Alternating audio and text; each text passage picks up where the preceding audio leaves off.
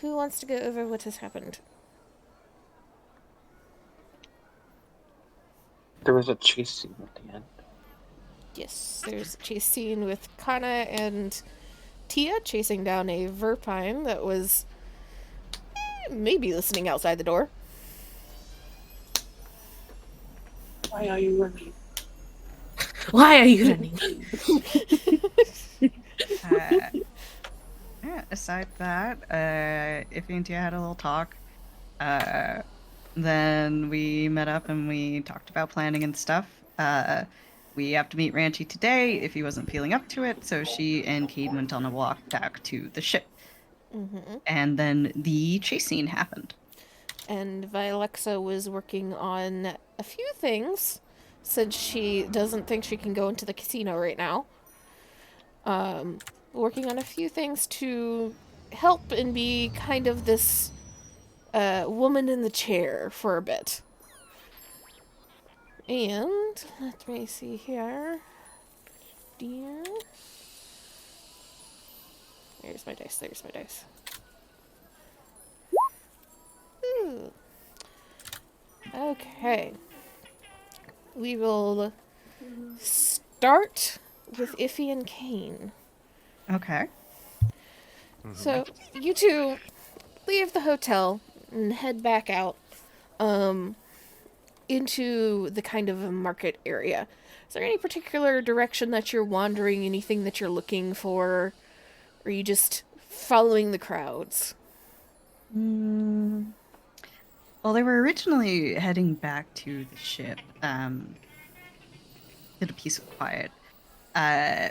If he might get distracted by shops, if there are shops about, obviously there are a ton of them, but I think right now she's kind of content to follow Kane. Yeah, Kane would be heading back towards the ship, and probably the simplest and most direct route that would not, obviously not lead through anywhere problematic. Well, you're not fully sure of what is like the definite problematic sections of the city. You know that the kind of buildings around immediately outside of like the spaceport, to like either side, past the well. So like there'd be like a main street coming out of the airport towards like the main shopping district or whatever, and like once you get a block or so out from that main street and the buildings immediately on it starts to get a little bit rougher because that's where, you know, the ship, the spaceport workers live and eat and all that type of stuff. So that's considered maybe not rougher, but at least the more common man areas. The most direct route would be kind of cutting back through the streets, or you can go down the kind of main shopping district that goes all the way towards the hotel, and then hang a turn to go down the other main street back towards the spaceport. Cut through the shopping, or cut through and not walk through the main area that has all of the shopping. Okay. That's where I imagine Kane's head would go. It'd be like, get to the ship, not like he's rushing there, but just like, yeah, we'll walk to the ship and back, because that'll be suitably long enough that it will give Iffy time to cool down. Are either of you trying to carry on any sort of conversation, or is it just kind of silence and contemplation? As the two of them are walking and they're, if he's got like her arm looped around Kane's, eventually she just takes a real big breath. Hey, Kane, you ever think about monogamy? Kane is looking straight ahead, and anyone looking at him could see that his mouth is slightly open and just kind of dumbstruck at the question. But he blinks and shakes off the surprise. In what sense? Just in general? Oh yeah. How do you mean?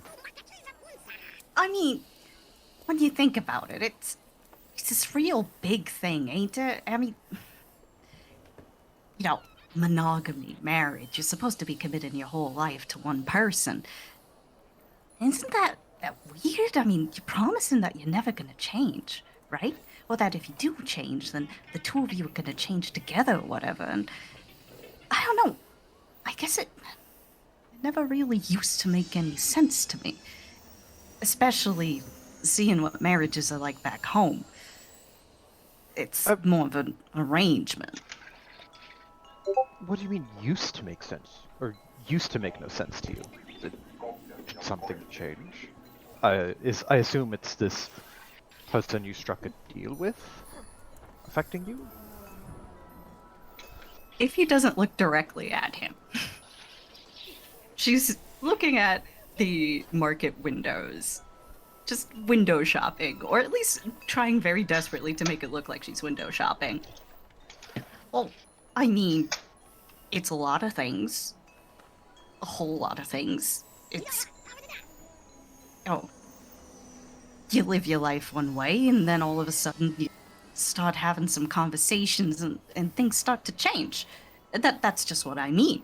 Is how can you promise your whole life to somebody when you don't even know who you are sometimes? It just it feels like everything's starting to change all at once. Like there's two iffies right now. And I'm not sure which one I am. Oh. Oh, this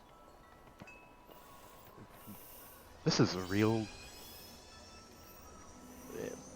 I would call it an inflection point for you. Um, and that's good.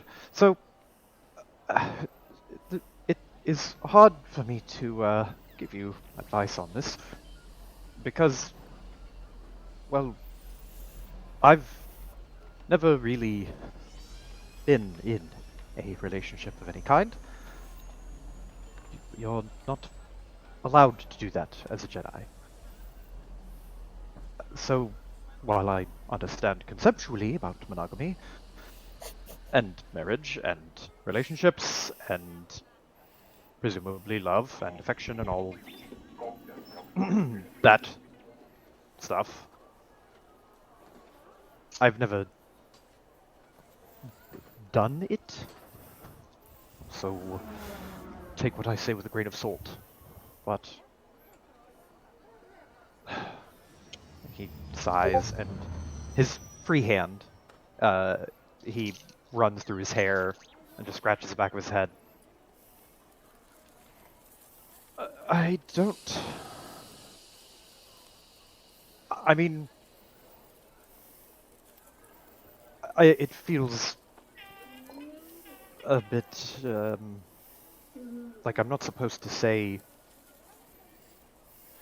Well, he kind of looks around, making sure that there doesn't happen to be anybody wearing Jedi robes within earshot of him.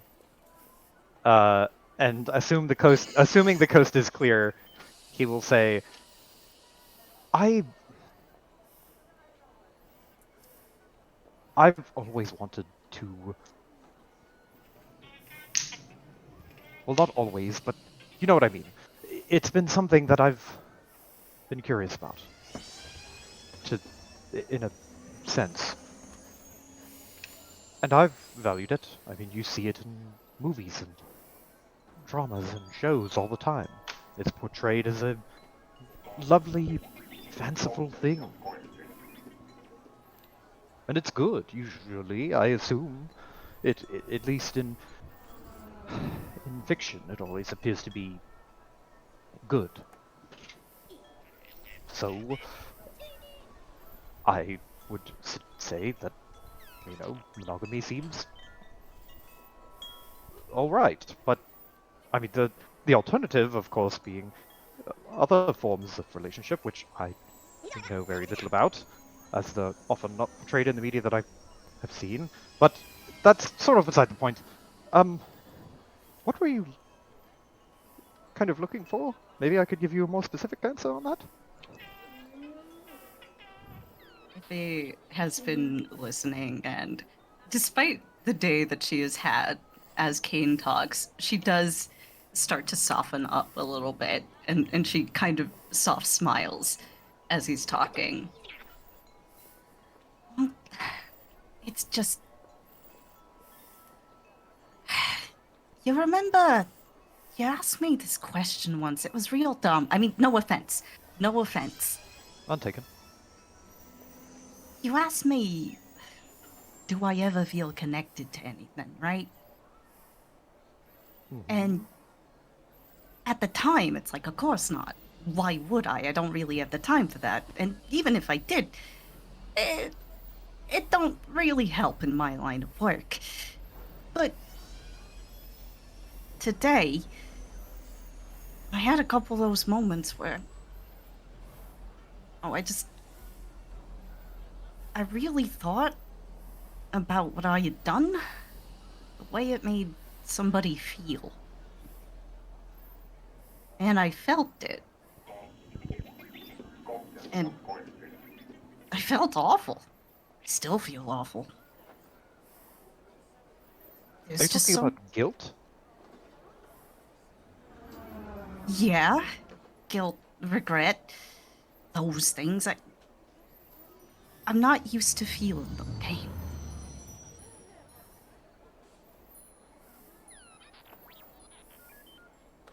Trust me, I don't think anyone is used to feeling them. At least I would hope not. But I think I know what you're saying. At least partially. Um, it's... And this feeling of guilt, through it you felt a connection to something? Oh, I guess a connection to somebody. Maybe a couple somebodies. Maybe I just felt like I was living through everything I'd ever done in my life once and thinking about them not as things in my way, but as real people who had feelings just like I do. And I didn't like the way it made me feel. Now, now it's like this. There was a box or something, and it's broken, and now I'm trying to wander out of it, but I don't know which way to go. And I keep thinking, do you, do you think it's possible? I mean, I really want to be better, Kane, but do you think it's possible? Of course I do. I, I, I I believe that if you want to change, if that is what you see for yourself, you can achieve it. I'm not going to say it will be easy or it won't be a lot of work, depending on how you want to change, but I do think it is distinctly possible.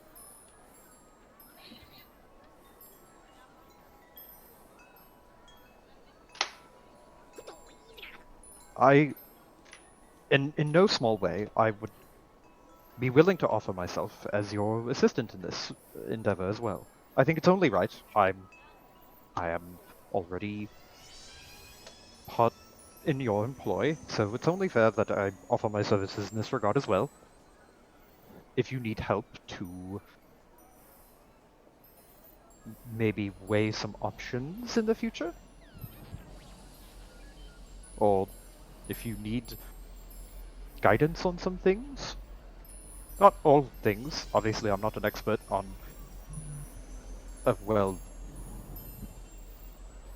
you know what I'm an expert on. But I well, I'm happy for you. And in a weird way, I'm proud of you, and I don't want that to be condescending. I do not intend it to be condescending in any way. I know that I am still a man, so that there are points docked there, but I think it's I think that it is a worthwhile endeavor that you've postulated here. The tension seems to start coming off Iffy.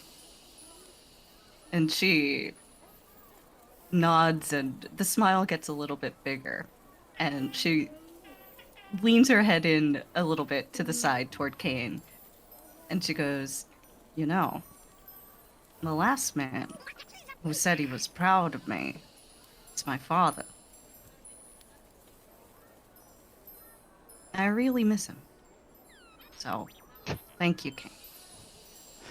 There was a very, very intense moment of dread, followed by a full body sigh of relief, as if he said she misses him. And Kane nods and says, "Glad I could help, of course. And I do mean what I say. I I'm not a paragon of virtue. There are better people for that, but I at least think I get the gist of it a lot of the time.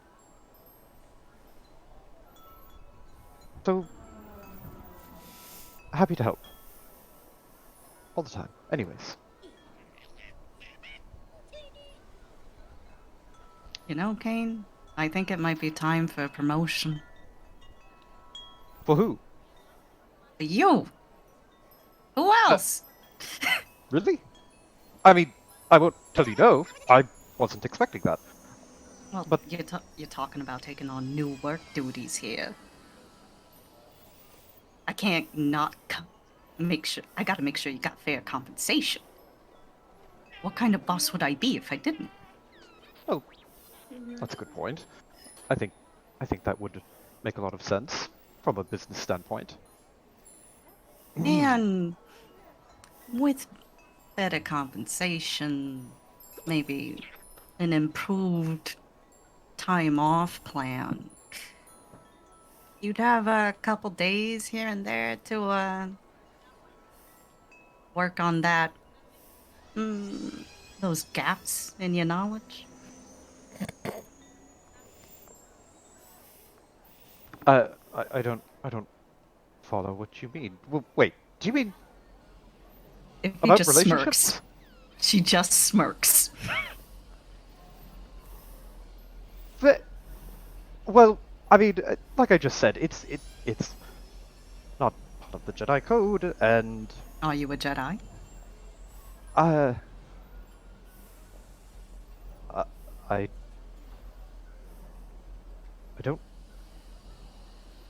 I don't think I am. That's that's a good point.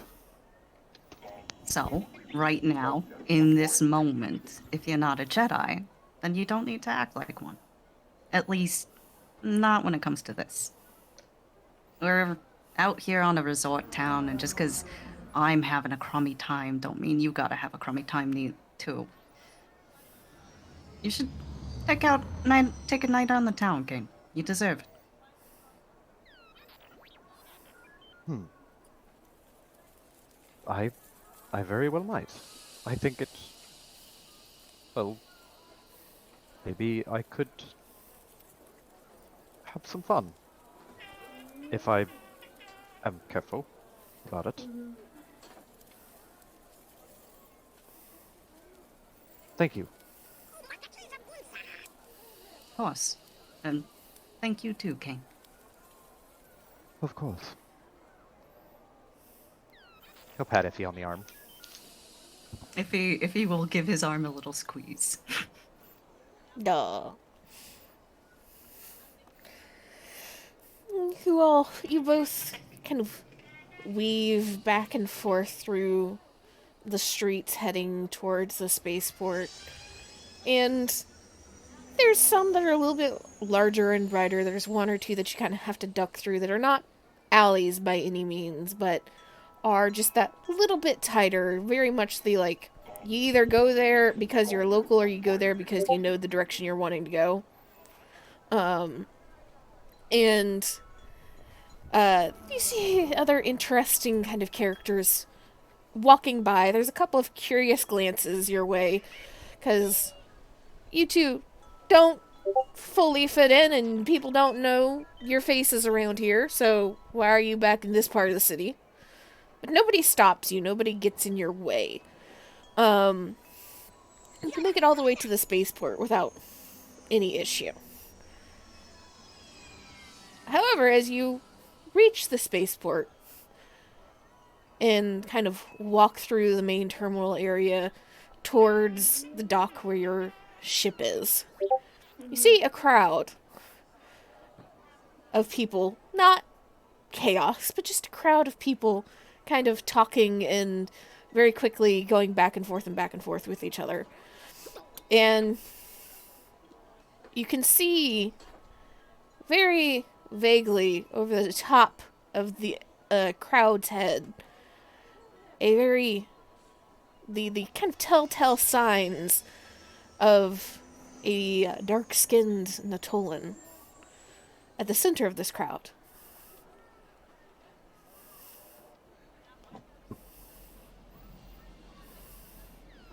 Do I recognize this Nautilin as being one of the ones from the restaurant, or no?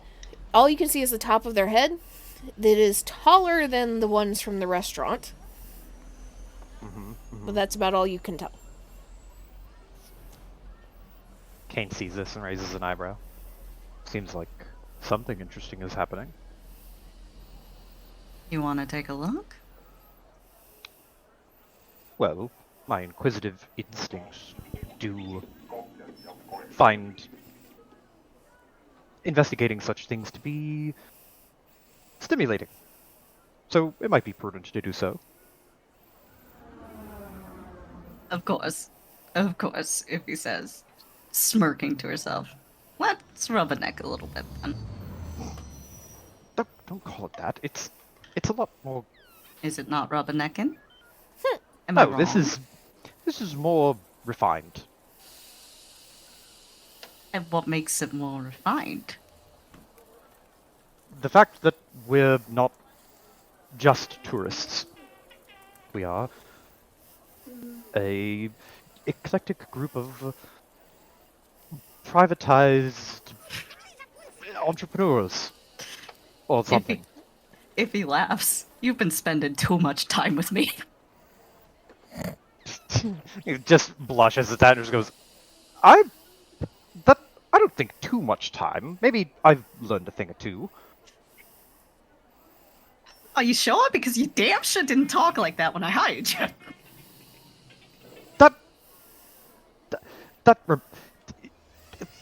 Maybe it's more efficient to talk like this. It sure is, from a certain point of view. That, give it a rest. I want to go see what's going on. He'll just turn and start to like give Iffy a little bit of a yank, just like, no, we're going this way now. If he will follow. With a smug aura. So, as you approach, you're not even in the crowd yet when you start to hear the sounds of a raised voice that's not yelling, not shouting, just very clearly projecting over the hustle and bustle of the spaceport and of the people immediately around. And you can hear someone, a masculine voice, proclaiming, "You see, he's just too scared to let me enter my own racer into the betting pool. He knows he's going to lose." And there's this murmuring back and forth through the crowd. And as you get a little bit closer, and are you trying to push to the front, or are you just trying to hang back and listen? Kane would want to try not to push to the front, but see if he could just kind of slide in between people, kind of scooch his way in without, like, be less obtrusive about it. But still trying to get to the front. Yeah, but definitely trying to get to the front. He's too nosy. And are you going along with this, Iffy? If he's going along with it. As you kind of nudge your way to the front, nobody seems to be too offended by letting you into the crowd and you guys kind of moving through. Just a little bit of resistance as you get a little bit closer. And as you push back past one more person, you all see... Hold on, let me find the picture. It is somewhere. Here. And here. Oh.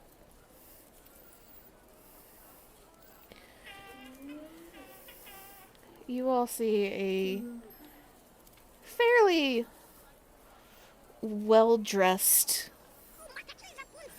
dark, blue-skinned Natolan man in designer Coruscant clothes. And he is just grinning ear from ear, and you can tell he is kind of reveling in the attention to some degree. And he's gesturing back towards a terminal where a few other ships you assume are parked, though you cannot see into the terminal to see what is parked there. See, Ranchi just doesn't want to upset any balances, which is not good for business, is it? And you can hear one side, somebody kind of like murmuring to the person beside them, "Be good to have another racer, wouldn't it? We've had the same few for the past, 3-4 weeks now?" And you hear another one on the other side just kind of grumbling to themselves, like, yeah, didn't even go through any of the qualifiers, but still wants to go through the race.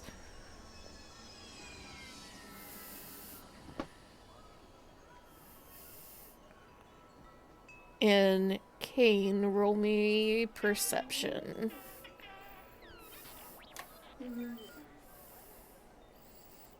With 2 purple? Yes, 2 purple. Perception. Alright.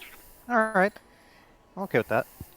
As you're kind of glancing around and taking in this figure in front of you and the crowd around, you do see kind of to the edges of this crowd that's kind of essentially shaped itself into a U in front of this Natolan, towards like one of the ends where they're straggling off to only a few people.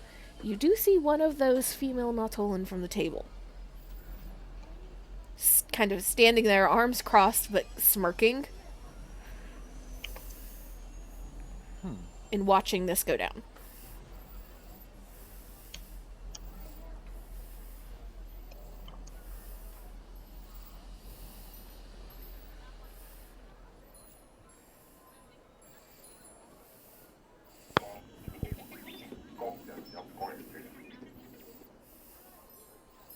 Huh. I forget, Iffy, are you still in your kind of top-of-the-line fashion right now, or are you trying to dress down a bit? No, this if he was in pants, which she's never doing again, but she's still. I mean, it's Iffy, so she's kind of dressed up, but she's less dressed up than usual. So maybe not top-tier designer, but a step or two down. Yes. Okay. As casual as if he gets. Yep.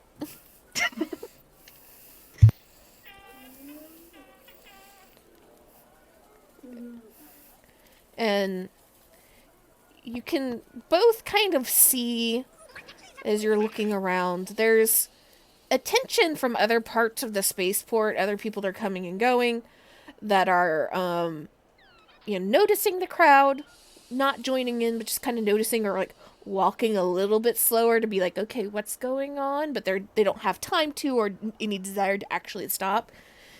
You can see kind of a little bit further off a handful of spaceport security that are not coming to intervene. Don't seem particularly inclined to at the moment, but are very carefully watching and ready to step in if they need to. And you can see them kind of whispering back and forth to each other or talking into a radio, though you don't know what they're saying, and it's from this distance hard to judge what their expression on all of this is other than attention.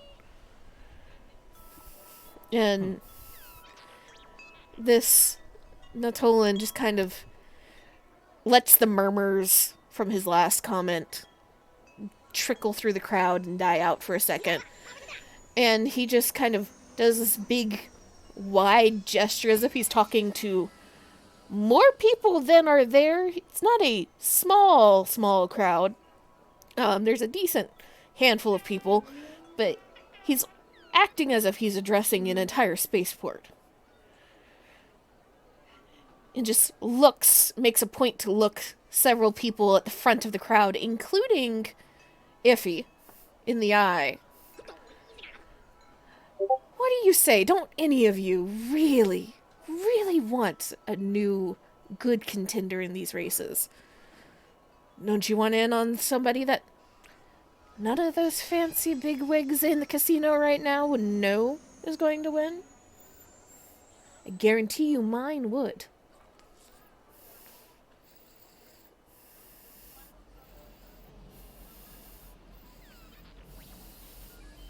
If he leans over to Kane and whispers, "Kane's starting to sound like a bet. You know how I get." Immediately, Kane's like eyes go wide. He's just like, oh no. And it doesn't take much, like both of you, because of what you kind of have learned about Bill Pringy before you landed in since. He's more than likely referring to the Creation Thumper races that the casino does in the evenings. Mm.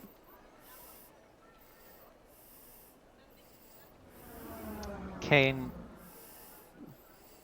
will think for a second, and then he'll whisper back to Iffy. Correct me if I'm wrong, but don't we have someone aboard our ship who races? If I recall, a few offhand comments here and there she had made about her exploits in, what was it, swoop bike racing? Please, Oh, you talk. please put Tia on a fucking Creation Thumper, which is a giant ass kangaroo. Please. Crikey! Looks like we're going racing, mate.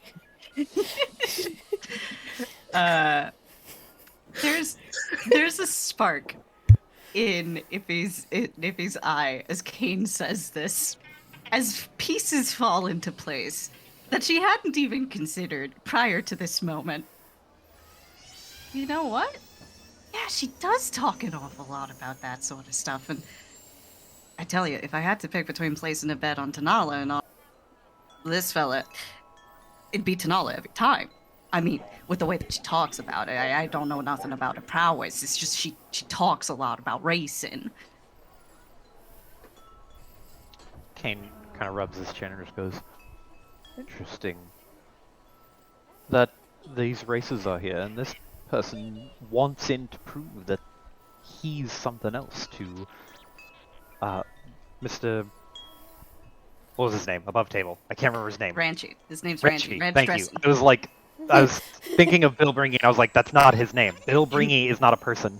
Mr. Bill Bringy. Jesus Christ. Yes. Mr. No, he's Mr. Hidden Valley, okay?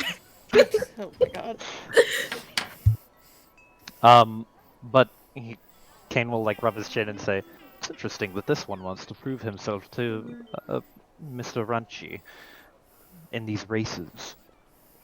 That might be something we could leverage for ourselves. Use Tia's racing expertise. I don't know much about these races, though.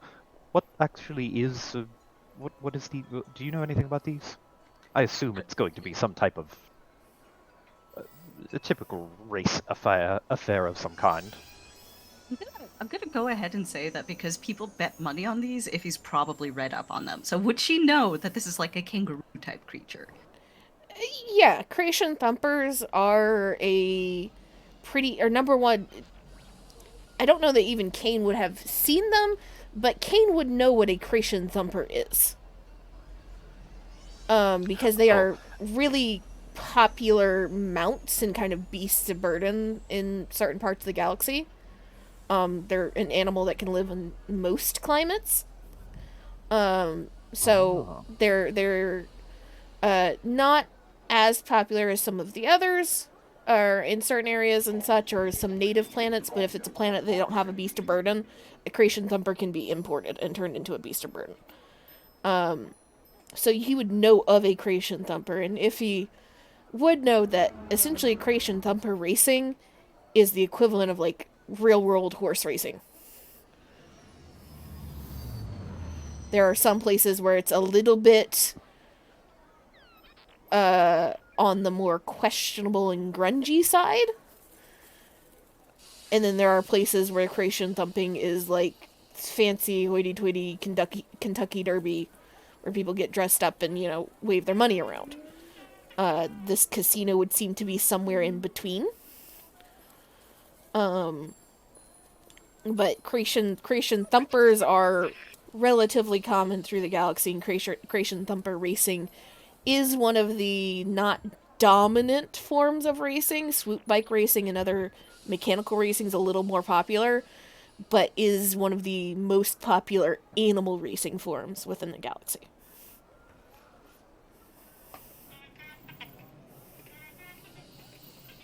It's nice to have this in the pocket. Creation Thumper Racing. I mean, it's pretty classic, ain't it? It's a bit of a throwback. They wear nice outfits. If he pauses on this nice outfits for a little bit. Yeah, it would be nice to shake things up. He's got a point. But he's just some jamoke. And from the way he talks, it sounds like the other races here are some jamokes. Jamoke's all the way down. Kane will nod, and then he looks up to this dude, this Nautilin, who's like talking all this good shit, and Kane will just like tentatively hold up a hand and like, excuse me, you're saying that the other races here they can't hold a candle compared to you, yes? They're jamokes, if he shouts.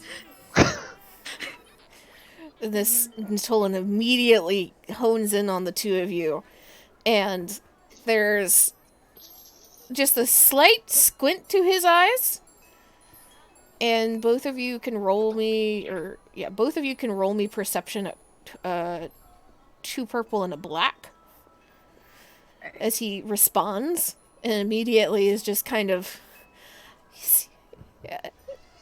I'm sorry, what was the question again, Kane?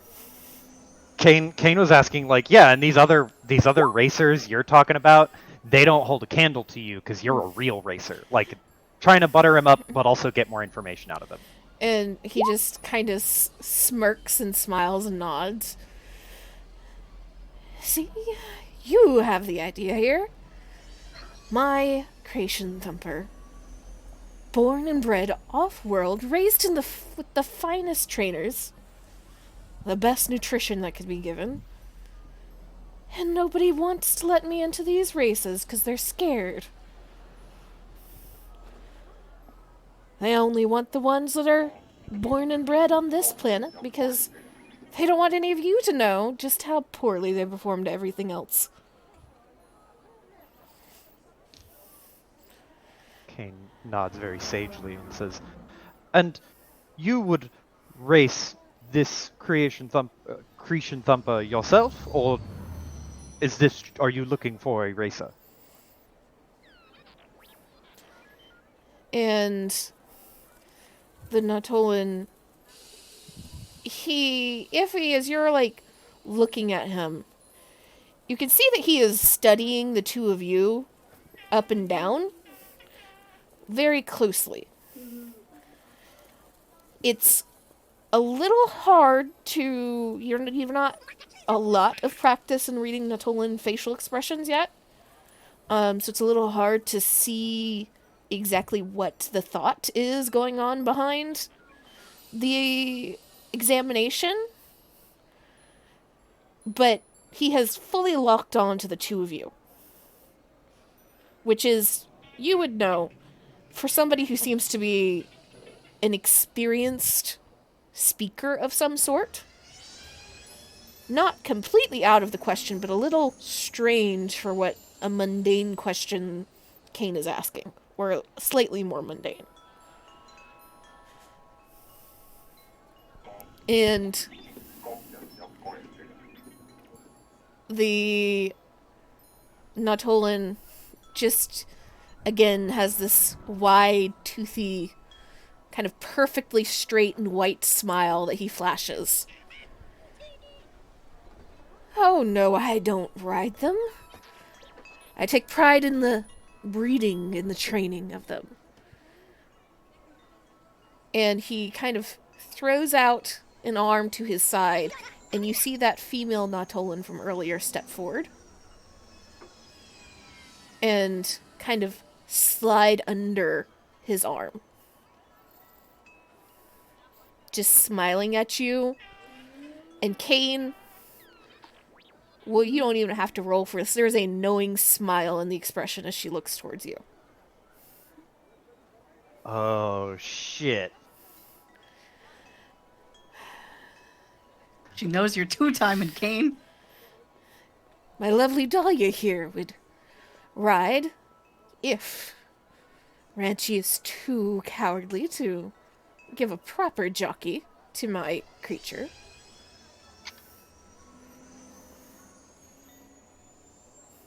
Unless you think you might make a fit. Seem to be a strong and strapping enough young man. Perhaps Myself? a little No. heavy for it. Kate immediately looks down like he's going to see a sudden gut. Just like, what? And then looks back up and just goes, No. Not I. I assure you, we do have a racer, however. But, looks at Iffy.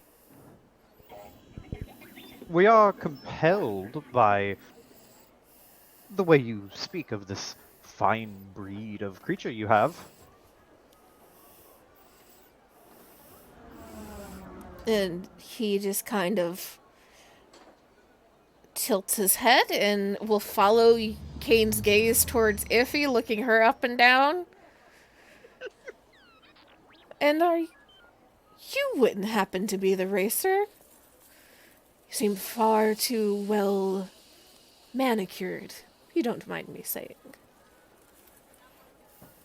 You know, I was worried where you were going with that, but I think well manicured.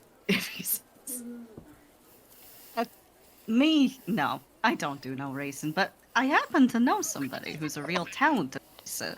Might be interested in this little scheme here. And he kind of...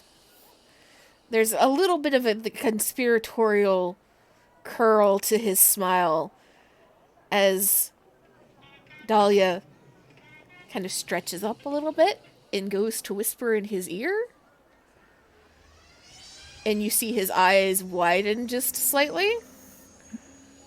But other than that, there is no change in the smile or the expression.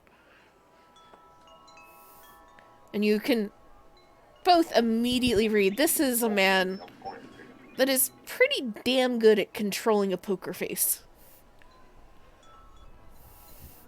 And as Dahlia kind of sinks back down fully onto her feet and relaxes, and he lifts his head back to full height, he just kind of gestures with his free arm to the crowd. You see? That just goes to show you. Not the only ones tired of the chokehold the casino has. Tell you what. If you see last gala on the listings tonight, put a bet on them. You won't regret it. And then he looks back towards Kane and Iffy and just kind of gestures for them. Why don't you follow me and I'll introduce you to Gala. And you can see you think your friend would be interested in racing. Kane looks at Iffy, and there's a silent but very, very stressed kind of like, I hope you are right about Tia being willing to race an animal. Because we're fucking in it now.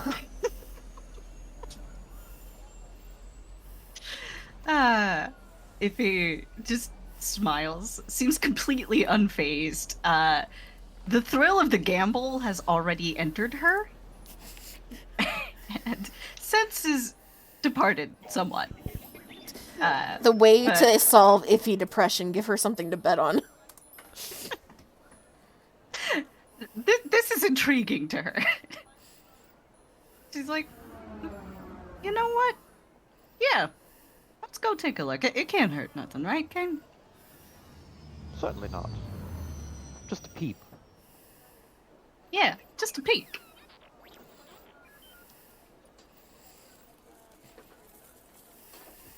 And the Natolan just kind of is already kind of turned and started walking away towards this hangar that he kept the terminal he kept motioning towards.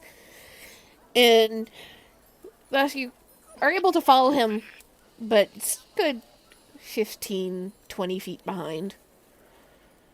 And he leads you into this terminal and hangs a hard right, taking you down to the end. And you see a fairly large Natolan ship. One that both of you would probably be able to recognize as a different form of kind of space yacht, but one that is meant to also have at least semi-aquatic capabilities. Not as good as some, but you don't have to worry about landing in the water. And he leads you down and over towards the ship, and kind of, you see him pause as Dahlia goes up a ramp into the ship proper, and he kind of turns and waits, hands resting on his hips, just kind of watching as the two of you make it to him. And he lifts a hand, puts it over his chest, and sweeps his other arm out in this very kind of showy bow, but one that he manages to keep almost casual looking with the ease of the gesture. And he stands back up, that wide grin on his face again. I am Azam Riji. What are your names?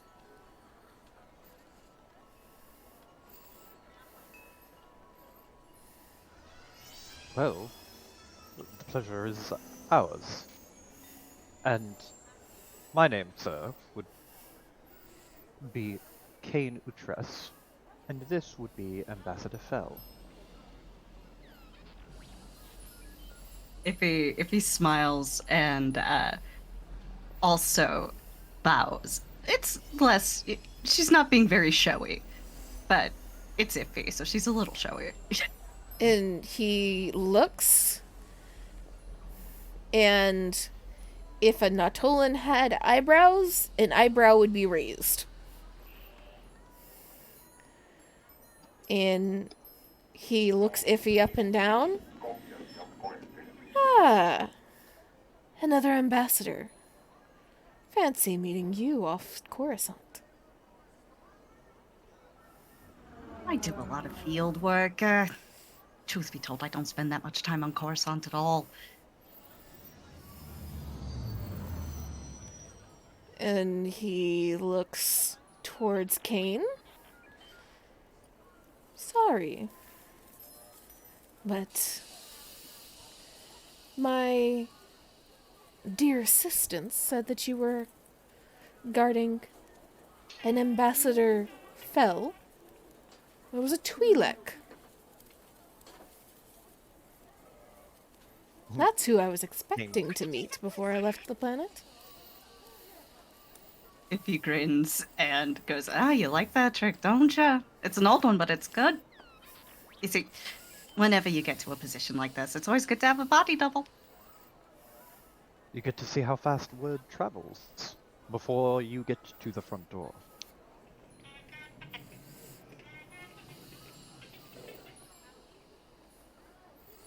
And he just kind of nods.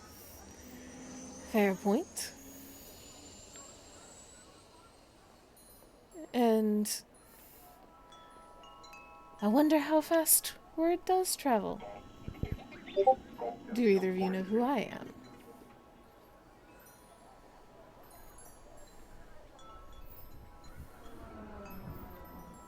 Do I have iffy lie? Yeah, you can try. If you would like to have her lie. Da-da-da-da. Let me see here. You can roll deception. And this is going to be a contested roll. Where's your skill sheet, sir? Can I help Iffy? Like, reinforce her lie? Yeah, if you just want to have Kane immediately agree with whatever she says, you can, and you basically. can give her a blue. Yeah, we'll throw a little bit of yes man on top of that. Because she's gonna probably need it. Oh boy. We do have a We have fat so many light side stack points. of light side points. Because that's going to be 1 red and 3 green. So that's going to be 1 red and 3 purple. Okay, 1 red and 3 purple. Fucking nemesis ranks. Look at this guy. Here. Alright. Never mind. I'm gonna shut up. Do you think if he shouldn't lie? No. I'm just like, okay, we're playing Guess Who, right? There's a certain word he said that kind of brings up to a 50-50 shot. Oh boy. Alright, you know what? Why the fuck not? I will use a light side point. Got so many of them. Why not? And let's see, I've got 2 yellows, 1 green. If I upgrade it, then it becomes... I don't think it becomes 3 yellows, right? Because then Yes. it's... 1 It yellow. becomes 3 yellows? I'm sorry, It's 1 yellow. 1 yellow, 2 green, or 1 green? I have 2 in cunning, I think. Wait, no, let me see. Fucking... If you only have 1 in cunning? I will be shocked. I would be shocked too. But, you know, you never know. No, she's got 3 cunning. It's about to So, I was gonna say, there's no fucking way. it would be funny. Then that would be even ranks and skills. So I don't know what the fuck you do in that case. Is it 1 yellow, 3 greens then?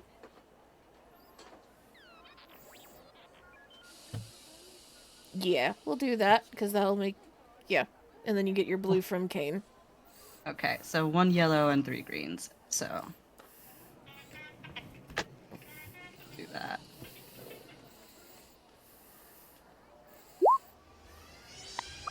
Damn. Okay. Clean. All right, wait. This is Iffy and Kane right now.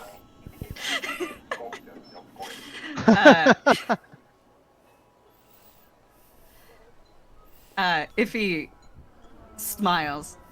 What do you think we were spending all this time doing? We're gathering intel. Of course we know who you are. Okay. I need your backup comment here. Sorry, hold on 1 second. Someone came to the door. Tell him to Why fuck the off. fuck? It's game time. Fuck off. Why the fuck are people coming to your door at 9 o'clock at I night? mean, while we have this break, can I get some spellings on these fucking names? I put name I don't know how to spell in the notes. So is it just the male Natolan that you don't know? Yeah, I assume Dahlia is like Dahlia. Yes. Okay. And then this one, let me double check the spell on this. I didn't make a character sheet for him for some reason. Okay, I'm back. The male fucked up and delivered a package to our neighbor when they should have delivered a package to us. Ah. Okay, quick question. Mhm. So, who are they talking to now? Same talk- person who is friends, Roman's countryman? Yes. Okay, and that's his name? Yes. Okay. And what did Iffy say to Kane? What was her lie? Yeah. Her lie was that they had been gathering intel this whole time, so of course they knew who he was. Mm-hmm. Kane will like nod sagely and say like, "I hope you forgive us for our subterfuge in this endeavor. It is always better to play with your cards closer to the chest. I'm sure you understand." And he just nods. Yes, I fully understand. Oh, it's a shame that we have to behave lies and subterfuge off planet, but yeah, it is what the galaxy has become. And as he says that, you can hear just the heavy footfalls of something coming off of the ship. And your attention is immediately drawn, and you see Dahlia leading a creature down the ramp. And I'm going to apologize beforehand for this old-ass black and white picture I'm going to send you. But creation thumpers, though they appear in a lot of Star Wars media written, there's not a lot of visual representations of them. So we have to go with what we have. You have to go back to the old archives. Oh, you have no idea how true that statement is. We're about to see the fucking second edition Star Wars game art. The creature you see there is a creation thumper. And it is a pretty freaking tall, standing once it gets off of the ramp and down onto the floor of the dock itself and stands to its full height. Its head is a good 9 feet off the ground. And it just is covered in this one in particular, a kind of dark, dense brown fur with pretty massive claws on both of its hands and its feet. And its tail just kind of slowly swaying side to side. But even with the sway, you can tell that aside from the very end of it, doesn't seem to have much flexibility. And it kind of glances at the two of you, but seems a little bit more distracted and concerned with the terminal and the spaceport that it is inside of. And it's being led by a single harness, and you can see just kind of a few marks on the body where the fur is just a little thinner, where a saddle would be on its back, from having been ridden quite often. However, seems to be fit and muscle, with, fully formed muscles, and you can kind of sense the strength in the creature. as it stands in front of you. And Azim just kind of turns half step to kind of almost this presentation type gesture towards the Cretan Thumper. This is Last Gala. Pride and joy, one of the finest I have managed to breed. It's an awful lot of work keeping up with a ranch off of my homeworld, but I think it's worth it in the end.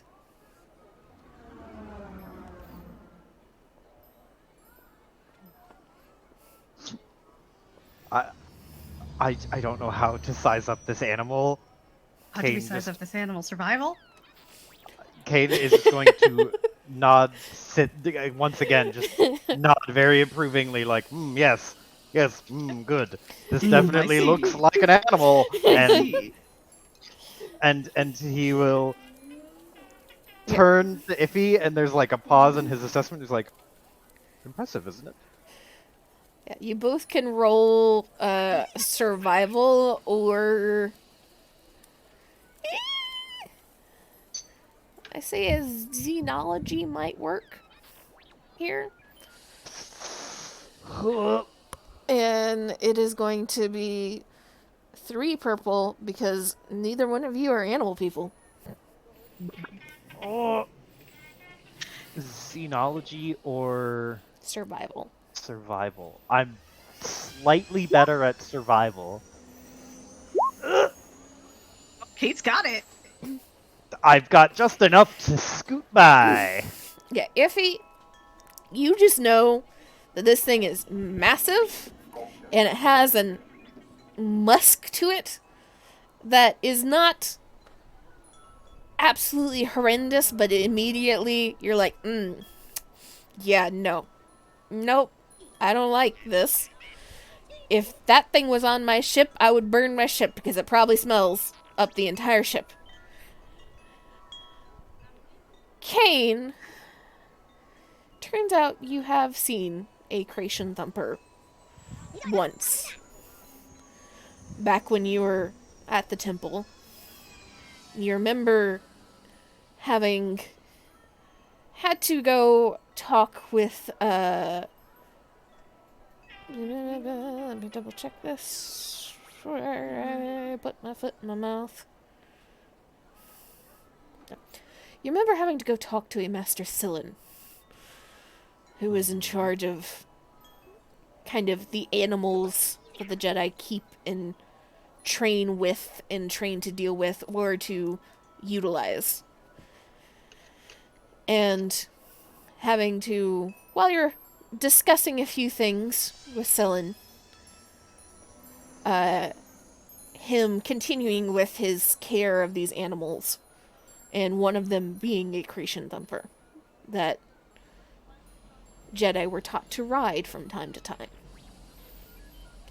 And from what you remember of the little bits and pieces Sillin told you, and having observed as a youngling, this is a very healthy and probably in its prime Cretan Thumper. One that is seemingly not made for strength, but more for speed. Where the one that you remember from the temple being this similarly shaped, but much bulkier, much larger as far as the muscles go creature. This one is slimmer and seems to be a little bit more streamlined with longer legs. And so you know that this is a healthy animal that is probably meant more for speed than for any of the other uses of Cretan Thumper that you know of. Oh. Quite a lovely breed you have here. You can see very clearly it's in its prime. A bit anxious, but then again, who isn't on this planet at first? It's a bit overwhelming, it seems.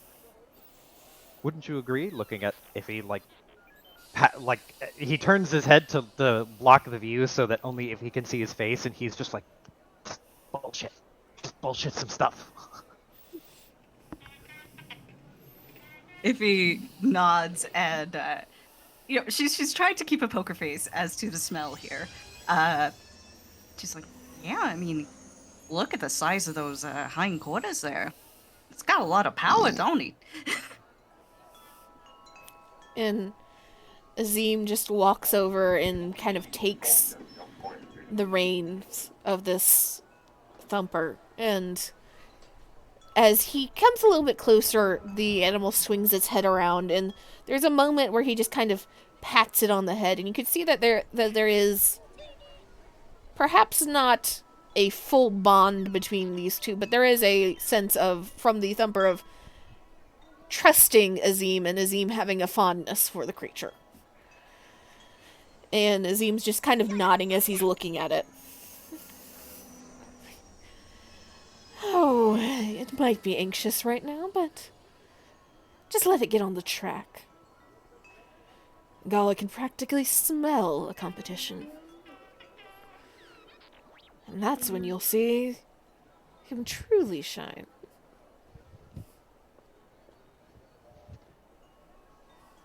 That sounds delightful. We simply must put in a good word with Mr. Ranchi to see if we can't get him to make an exception for this incredibly well-defined and well-bred creature. And Azim looks back to them with a little smirk and just nods. As much as Ranchi might be annoyed with me right now, having 2 ambassadors saying that we should put mine in would definitely be helpful.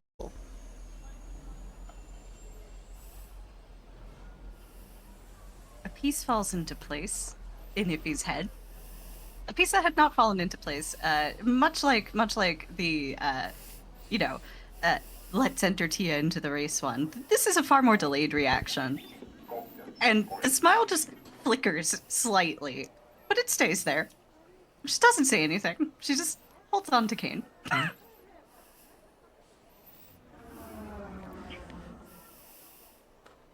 And Azim kind of walks forward a little bit, pulling Gala along, and Gala comes to stand in front of the 2 of you and just kind of eyes the 2 of you nervously for a second before kind of leaning in to sniff.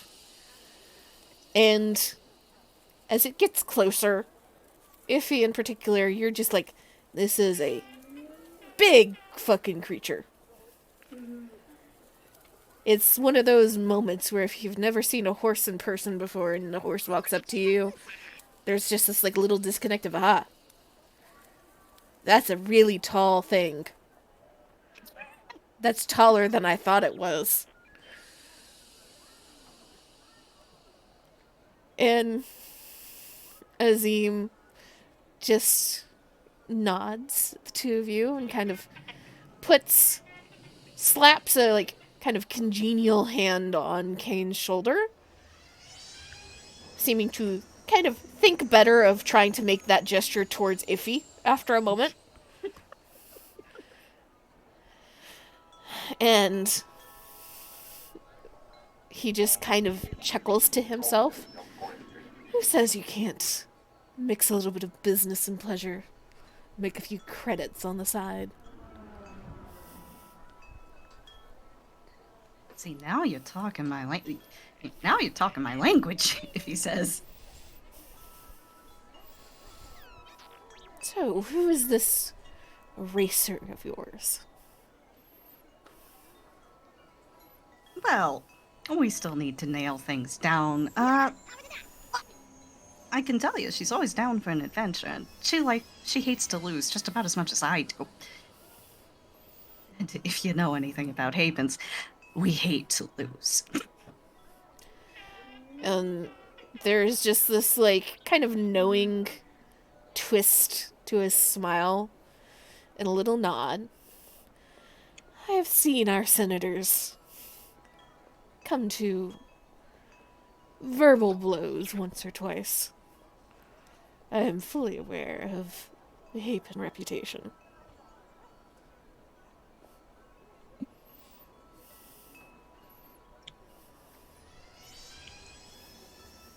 You know,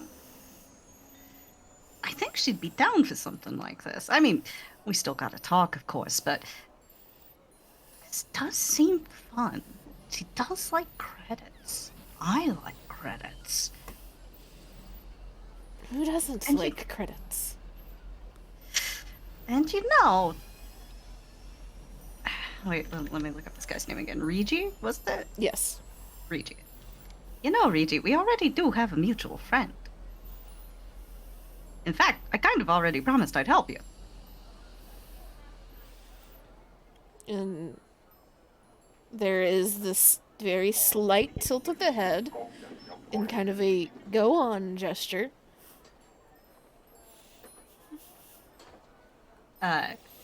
If his smile is not entirely genuine here, she's like, oh, Hayne Ordo works on your security detail, don't she? Kane immediately loses all of the calm in his face.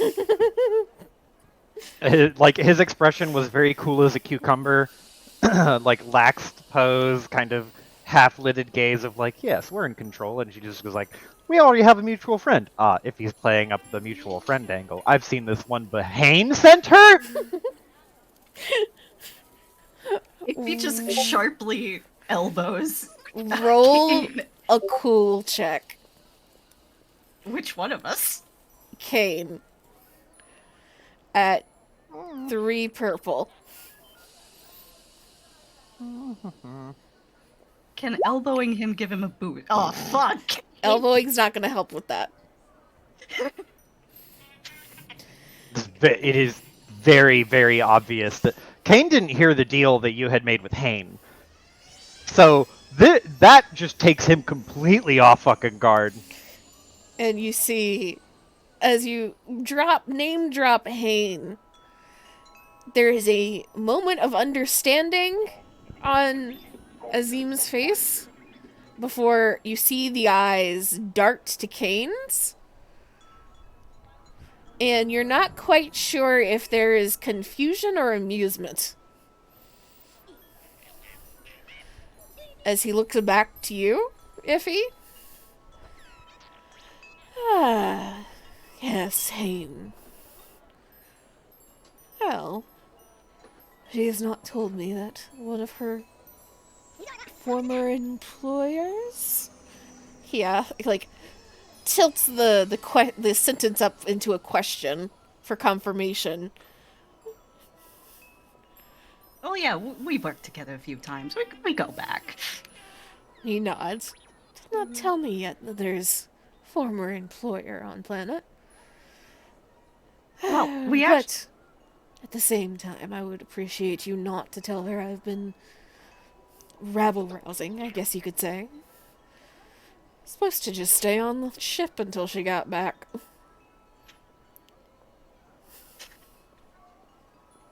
Oh, you know, she and Kane always had that in common. They don't like to let their marks go more than 5 feet away from them. Don't worry, I won't tell. She was always like that with me, too, you know. Oh, I can't fault her. Mandalorians seem to know what they're doing. I'm surprised that you let a bodyguard like her wander off. Because you will forgive me if I am misunderstanding a piece of culture, but was under the impression that Hapen women tended to trust females more than men. And he looks towards Kane with this kind of like questioning look. He's suffering right now, isn't he?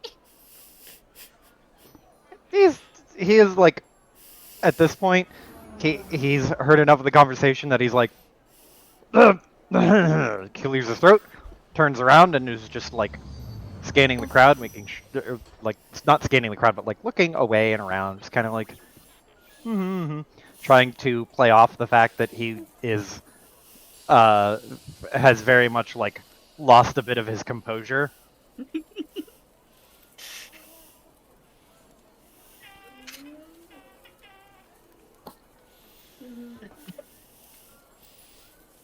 Sorry, give me a second.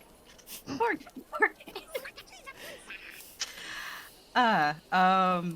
If he is still smiling, it's not the genuine one. Well, Kane and I, we go way back. Actually, he and Hain used to work together sometimes. Let me tell you, it was a real headache trying to get the two of them. I can't even begin to tell you. But Kane, he's not like other fellas, and I'm not entirely like other Havens. But she leans forward a little bit, and the smile does shrink into something that's a bit more genuine. To tell you the truth, Hain and I had a little bit of a falling out, and helping you was one way to try and make things right. So, it really would mean a lot to me. And he just kind of tilts his head slightly. Oh. Well then, for the sake of Hain, I certainly won't turn down any help that you offer, but I'm pretty sure Hain was not trying to get you to help me get into the races. That was just a benefit.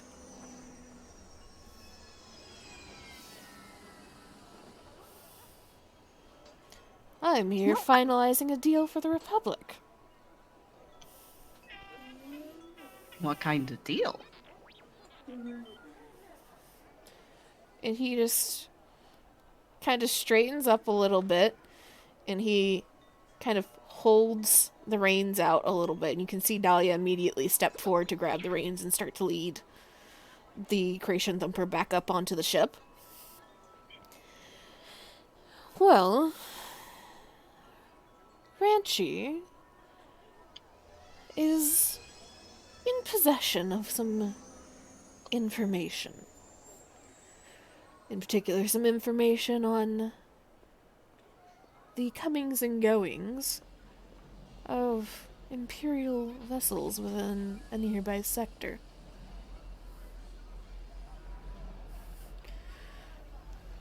I'm here to work out what it would take for that information to become ours.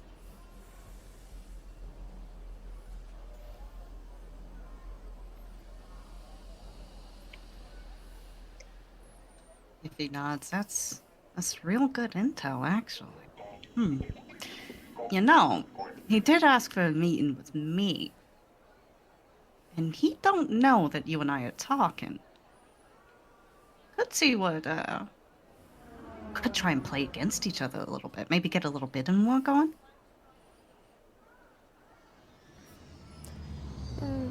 Azim kind of tilts his head and seems to be considering it. Might be beneficial. Oh, can I... If you are really, truly wanting to help and are looking for the best interests of the Republic as well, let me confide in you that I'm a little surprised that a casino owner, hotel owner, even one with a colorful past like Ranchu's, has the ability to have this information. There's something that smells off here.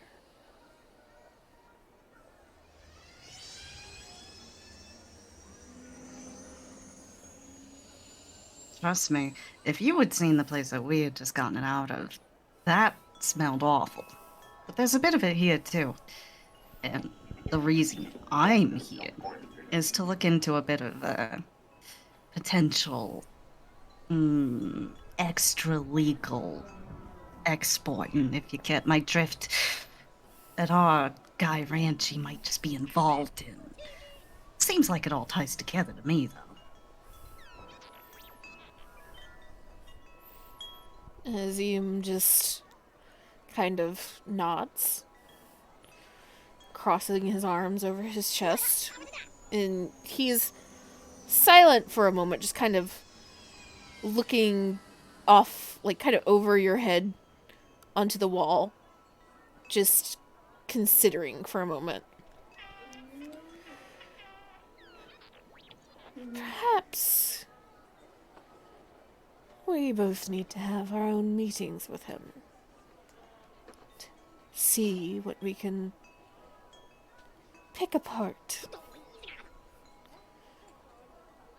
After all, he doesn't know that he should be putting on the same mask in front of both of us. You know what I mean.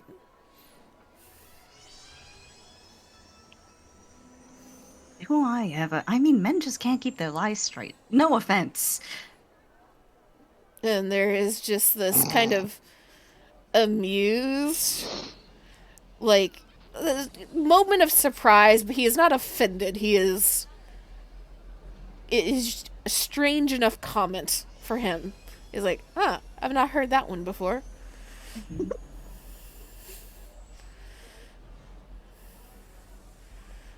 And he just shakes his head. When is this meeting that you're supposed to have with him? It was supposed to be later in the day. I was, gonna head back onto our ship and freshen up a bit. He nods. I'm supposed to meet him during the last round of races this evening. Perhaps we should touch base afterward.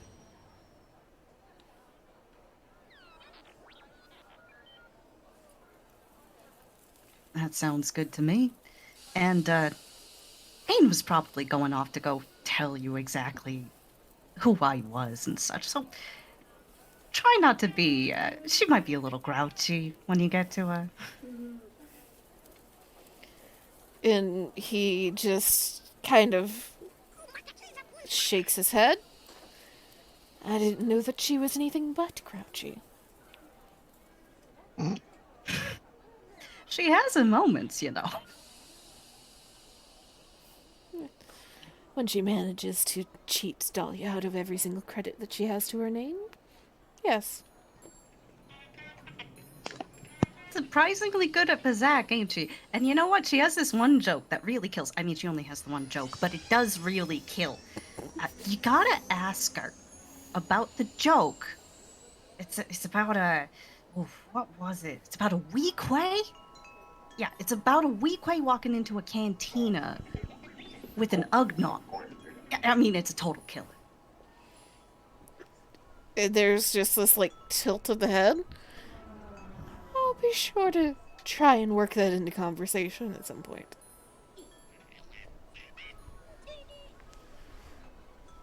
And he just kind of looks from Iffy to Kane and then back, and then reaches out to Iffy's hand and kind of bows down and kind of air kisses the knuckle. Doesn't actually kiss, but takes her hand and air kisses the knuckle.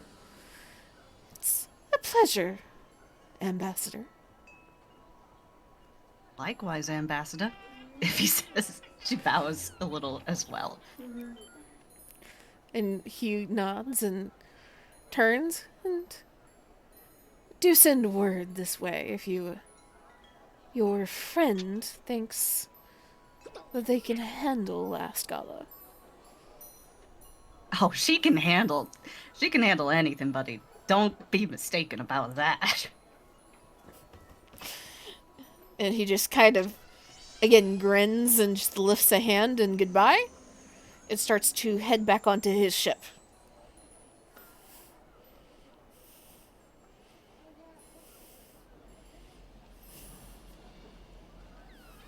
Well, that went as smoothly as I could have hoped. So when did you make this deal with... Oh, you made this deal when I was... at the table. I didn't hear it. puts his hand to the side of his face, and he's like, "It's fine. Relax, Kate. I'm relaxed. I'm cool." It's the least I could do, and it doesn't. It helps the Republic. It helps us, and if it means something toward setting what happened right, then I don't mind doing You know what? You're right. I think this is fine. And you're sure Tia will be amenable to the racing thing? Oh, I'm sure I can convince her. I mean, she's always down for competition. Right. Well, shall we continue on to the ship then? Yeah, I guess I really am going to that meeting. No way I can go on. I'm never wearing pants again, Kate. I understand. Get him a utility kilt.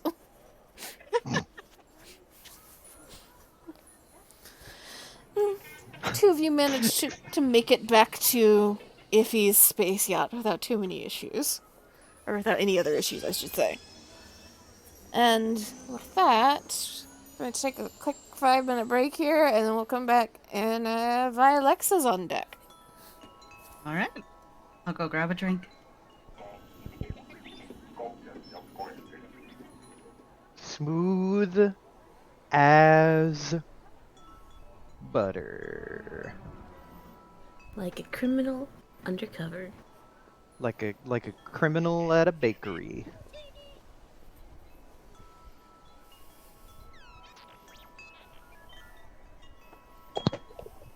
I'm glad you said it, Amy. You think I could resist that?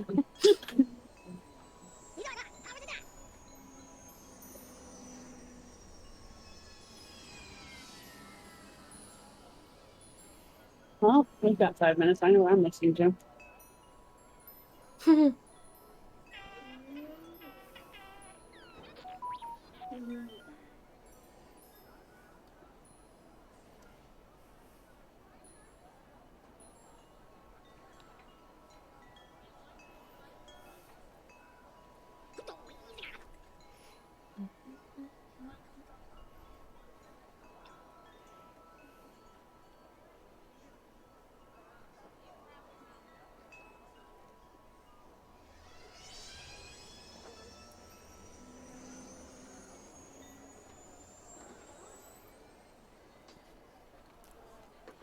Get this open.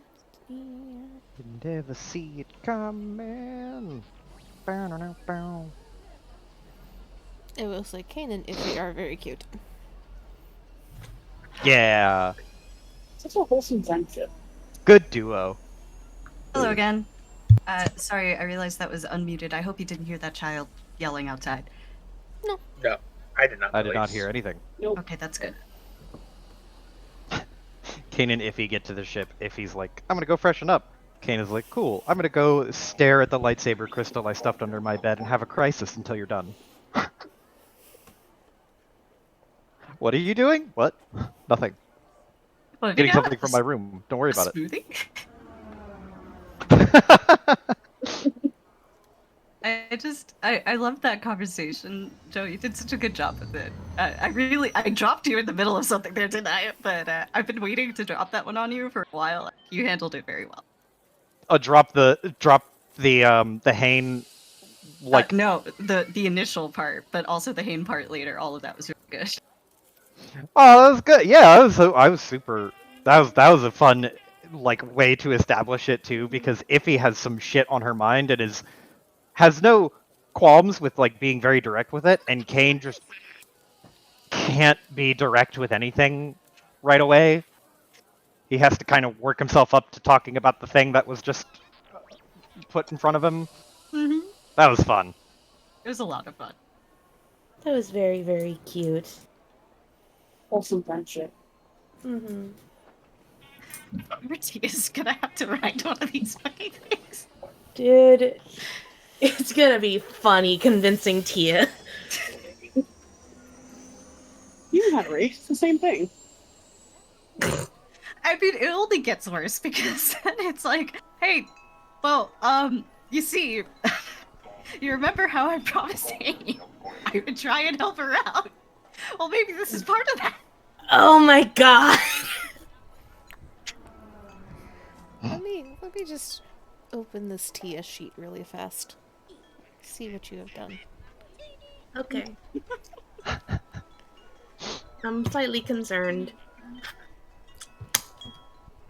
Pretty sure You're it's not Rankin. you're not gonna be as bad off as some of the other people in the party would be if they got on the creation thumper. I'm gonna be real with you. I just love the dichotomy of like, hey Tia, so you know how you raced motorcycles effectively, like rocket motorcycles? But how do you feel about racing like giant kangaroos? Because you have to race one in 4.5 hours. It is very funny. I gotta convince Ranchi first. Yup. Honestly, I feel like that is easier than I feel like that will be somehow easier than it would be to like deliver the news to Tia. Not to convince Tia, but to deliver the news to Tia. I'm so sorry, Amy. I'm so sorry. Oh no. I find this completely fucking hilarious. Get on the kangaroo get on the kangaroo, Tia. There is one animal, one type of animal that Tia will not fuck with, and that's cats. This is kangaroo. So it's possible to convince her. You know, there's something that there's been no reason to ever really bring it up, but I was thinking about it after I saw you guys playing on The Sims, and Kane, like, he would be hashtag reasonable about getting a dog for the ship. Mm-hmm.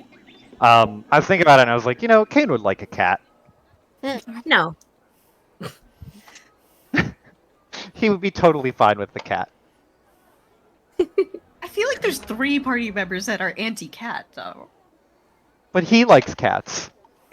They're cute and they're Who quiet. else is anti-cat? Oh, Kana? And Kana and Iffy both don't like cats. I we wonder don't know how what could have far happened to deep- cause that. What I'm hearing is that ultimately this fucking crew is going to make me give them a dog and a cat, and it's just going to be extra chaos on this fucking ship because there's 2 that want a cat and there's 3 that want a dog. I'll take a cat. See, No. 2 that want a God cat. damn it. You spoke it into existence. I'd like to point out that maybe we shouldn't get a pet, maybe? Since there already is a lot of chaos. Now Kana is the hashtag reasonable one. Kane is free!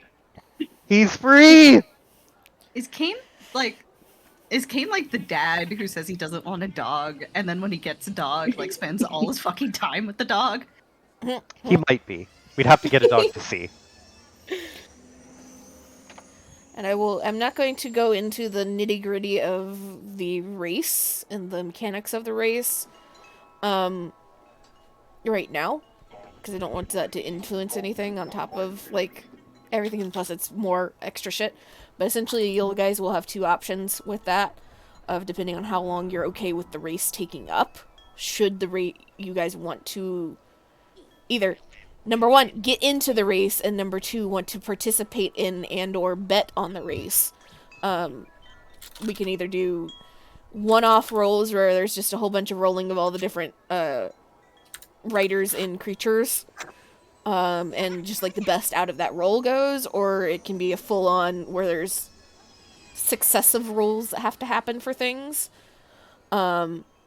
They'll take longer to do that, but there is more variety in the endings that might happen that way.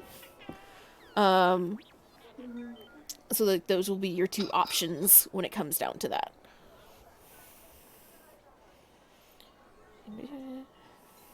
Because I do have the mechanics for that. It's just making me want to chocobo race now. Chocobo!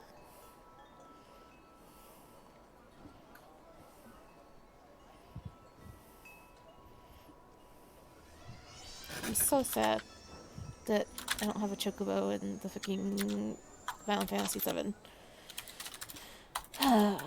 Disappointment. But here's The next Chocobo game. Summon.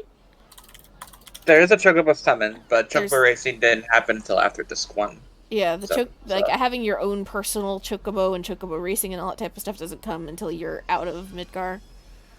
So next game, which is like next year ideally. And then I don't know all of the fucking summons that are in the remake. I do know I have the fat chocobo summon, but that's fat chocobo. The best chocobo? Most Fat annoying Chocobo one to is an fight. actual legend. What are the summons? Call on him this? the Chunkabo. In older games, the Fat Chocobo was the reason behind why your inventory was bottomless. I'll let you interpret that however you see fit.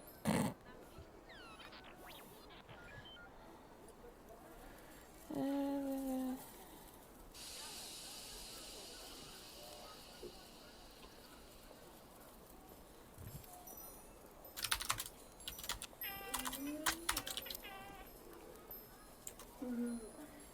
Ah, damn it. I missed a fucking summon. Let me go look up and see what this. So yes, there is a chocobo and Moogle summon, but I had to do a thing a couple chapters back, and I'm not gonna go back and do it.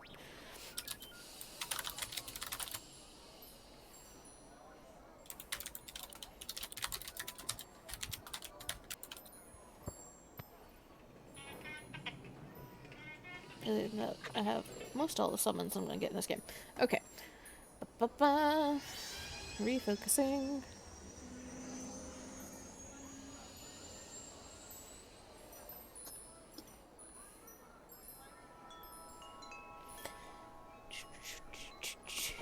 And do this.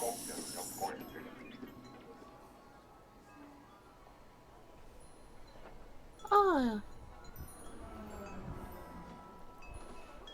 Piper, Yes. here you go. What? Character creation chat. This seems up your alley.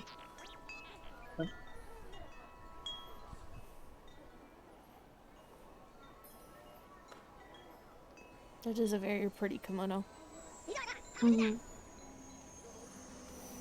Oh, that is pretty. Yeah. Can't believe that Miko's a holy site. Huh? The braided rope on the braided rope and the gigantic bow in front. Oh, You usually see that on holy sites. And it sort of marks that a kami lives there. gotcha.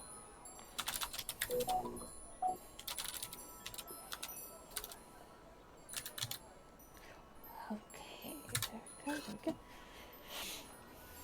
Alright. Are you ready, Piper? I am never ready. That's my secret. Are you ready, kids? No. Captain! Fuck no, Captain. Oh! So, as you're kind of wrapping up with your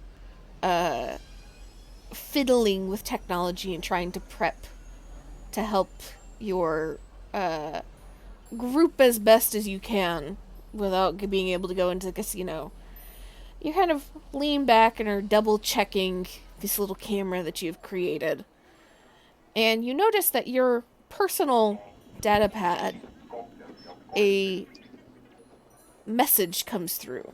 And you kind of glance over at it and you see it's from Seda, your point of contact for the guild.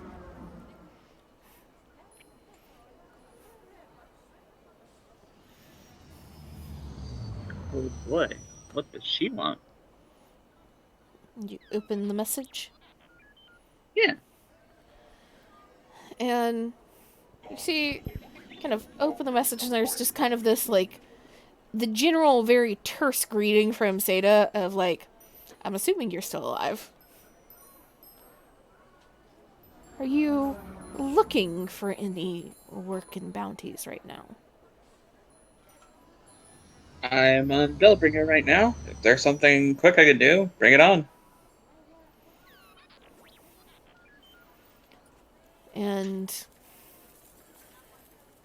you see there's kind of this, like, pause for a second. You can assume that it is Seda putting together something for you. And she sends through a package that has 3 individual bounties in kind of this sector of space. And a few that are new high-cost bounties. At least new to Seda that she has just come across. And you're kind of flipping through the 3 bounties that she has given you the full information for. None of them are listed as being on Billbringy at the moment. But you do see that there is a... let me double check this. Because why? Why the fuck do I always do this? I open a tab, and then I'm like, okay, I'm going to save this because I'm going to need it in a second. And then I open up a few other tabs that I'm going to need, and then I look across the tabs and I start closing shit because there's too much. And it's the first one I'm going to need is the one that I closed for some damn reason. So, you see that there is a human smuggler that has been posted as having a bounty on them now from the Republic. And his name is Vinor, Vinor. It seems to be a arms smuggler of some sort. You also see one of the other 3 is a bounty for Lobaka. Again, posted by the Republic. Lobaka was the guy that we imprisoned? Was the Wookiee. Oh, she's dead. The one you deaded.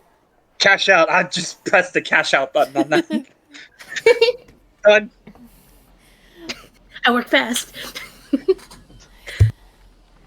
And then you see a third for somebody named Darrow, Darro. That is not from the Republic. This one seems to be from the Empire as an informant that the Empire wants gone. And this is another human. This time the first one, Vinor, is a much older, kind of gruffer. You would not be surprised to see him in a shady bar type.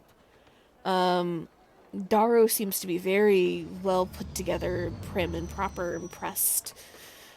You assume to be either some sort of, like, ranking officer or noble, quote-unquote, within the Empire, or somebody trying to pretend like they are of that rank.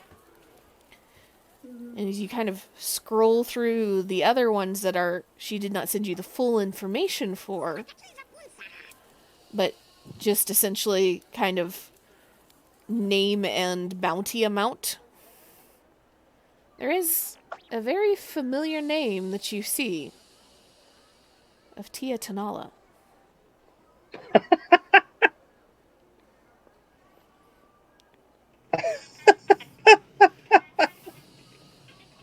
For, at the moment, 5,000 credits. Alive. So you want only. PvP? Oh, alive. Damn it. I mean, oh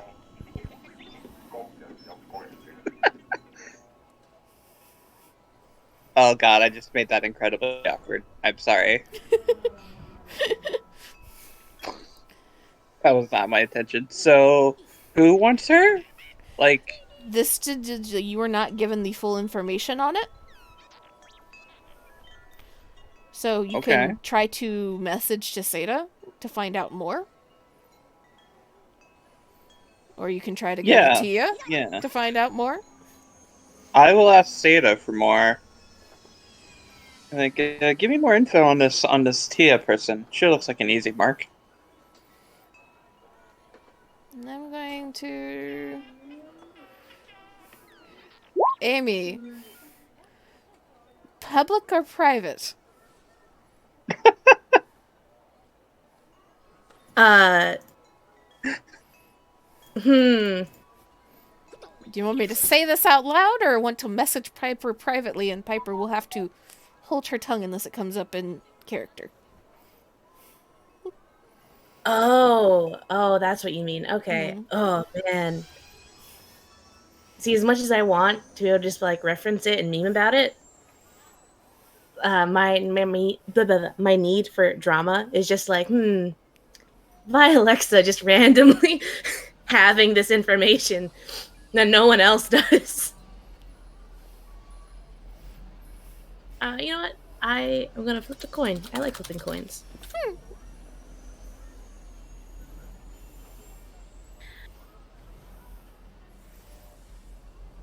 Private. Okay, I'm gonna type out this message to you really fast, Piper, unless it comes up in character. Okay. You cannot reference this openly. So I can't talk about it. Mhm. Unless character. Okay. Mhm. Oh, what are you doing, Z? I thought you Whispers. didn't want PvP between people. That was a caveat that was put onto the group from fucking Inbian. Inbian's not here anymore. So it's on y'all if this turns into PvP. I don't want PvP. That's on y'all.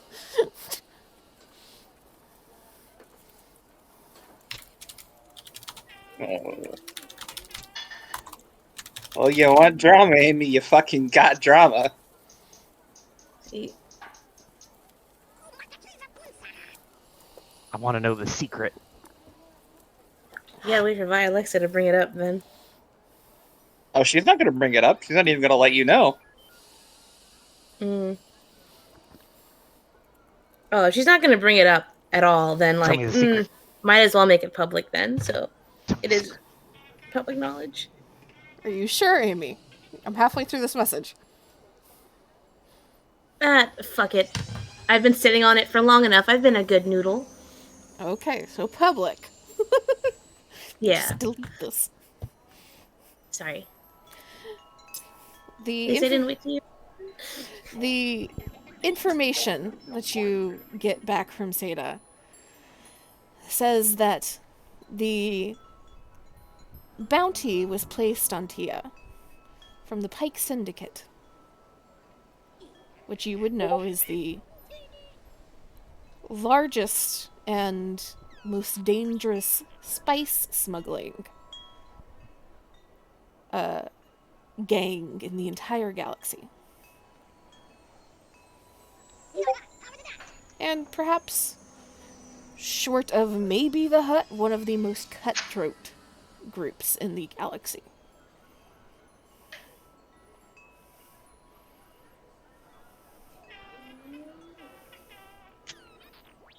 Okay.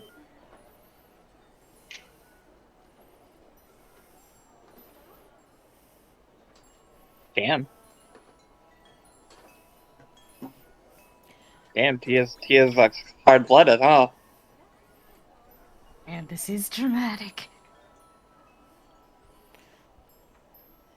And there's a list of other names that that Tia's name was amongst that I will write up for you in a bit.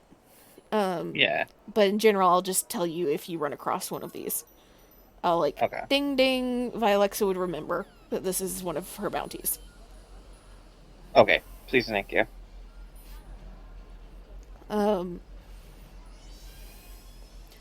And you immediately send back to Seda that Lobaka was found and was killed, and she just kind of messages you the single K that you know she's going to work on getting the money sent over. Yay. It's going to take a little bit of time, but you'll get it. Seda has not fucked you over too much. She has taken, when you first started working with her, she took a larger chunk in kind of a finder's fee type thing. But Yeah. you have done right by her enough that she has lowered the percentage down. And just as like proof, I'll like take a picture of the bowcaster that was hers and be like, "Here's all the proof I got on me. It was hers. Should probably be enough." Question mark. And you see that Seda has seen the message, but it did not respond. Okay, that's fine. You mean to tell me Alexa doesn't take a selfie with every person she kills in case there's a bounty on them? That would be a very interesting character trait. That'd be such a fucked up character, though. Take a selfie, then fucking murder them. No, I mean with like the body in the background, just like peace sign. Body in the background. Still covered in blood, still kind of fucked up yourself. Yeah. That's not going to be for Alexa, but I do want to be a character like that at some point. That's hardcore.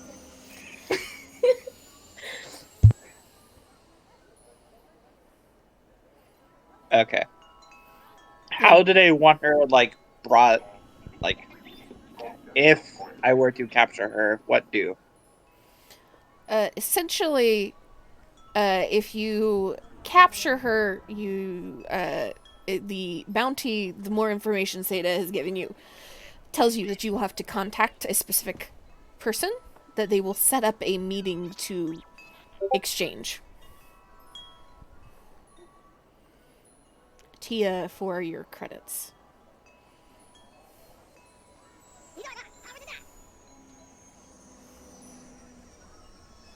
Yeah, what do I do with this information?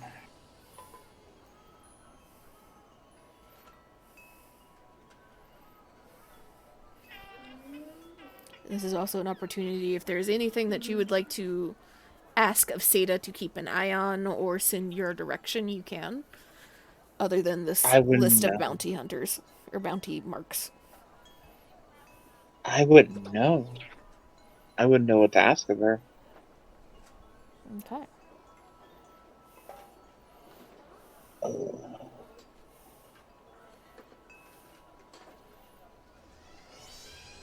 That you can think of on it, and if there's something that you want to send to her, then you can, before next session, message me on it. Okay.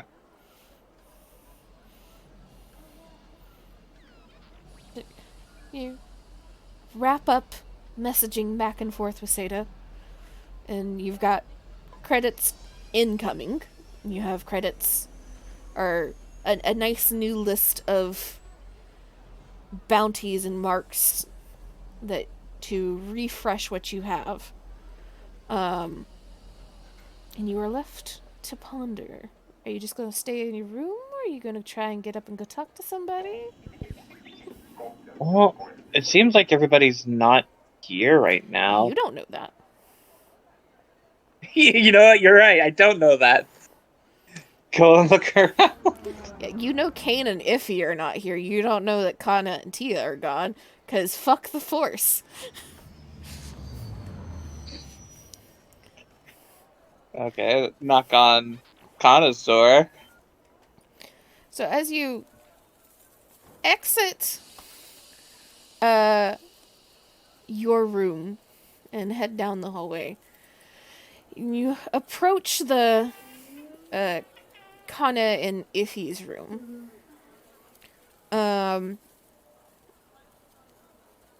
You don't hear any voices inside. And as you knock on the door, it's not latched. Yeah.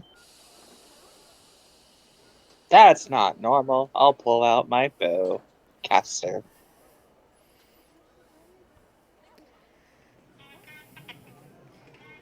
Do you go inside? Yeah, absolutely. Okay. Make me a perception roll at 2 purple. And Okay. then a skullduggery roll at 3. Oh no, my sheet's screwing up. There we go.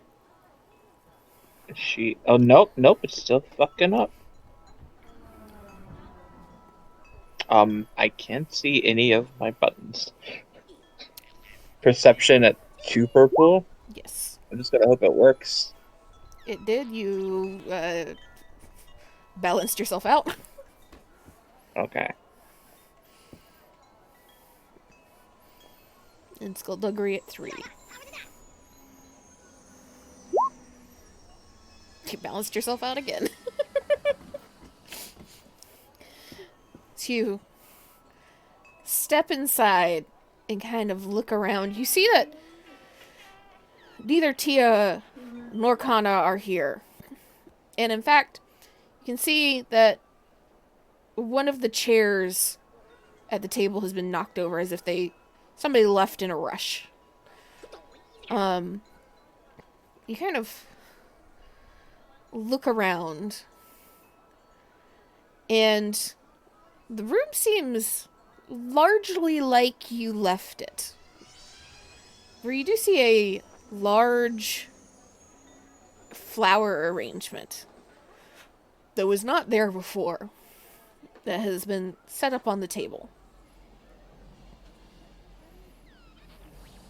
Okay. Yeah, I'll look at it.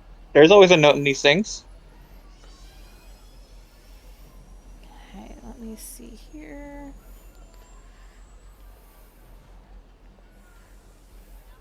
Ba-ba.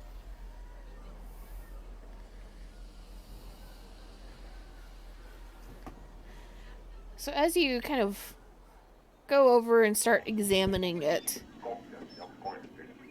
you don't see any note on it.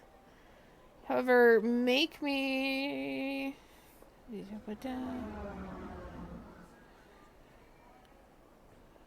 Yeah. Make me a mechanics check.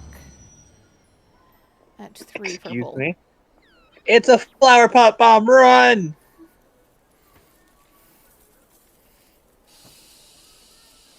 Mechanics check at 3 purple.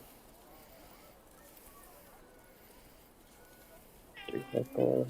What's my mechanics at? I know my mechanics. Okay, I have a shot with this. Mechanics. Ooh. I sure don't. So you start using some of them light side points. True. Yeah. We had so many and we're squandering it! So you're Sorry, all that. examining it, and you don't see any note. You don't see anything overly odd about it. You can tell that it is very expensive. It's not a like flower arrangement you get at like Walmart and give to somebody. It's very nice and very expensive, and you've been to enough planets at this point that there's like 1 or 2 flowers in it that you're like, that I haven't seen outside of like the far reaches of the galaxy. That's not on this planet. I am almost 100% sure. And as you kind of straighten up a little bit,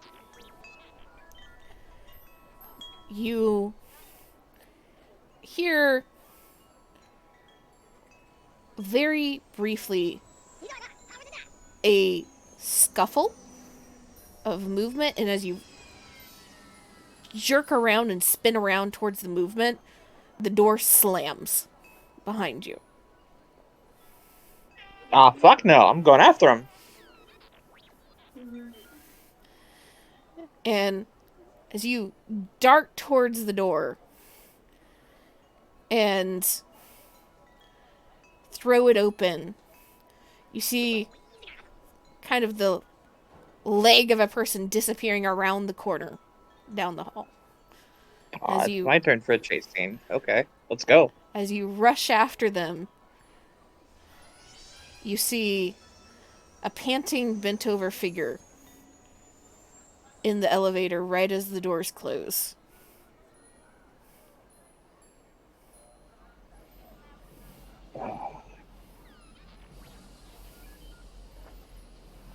Hmm. Could I fuck with the wiring on the elevator? Like, can I, like, do something to short it out?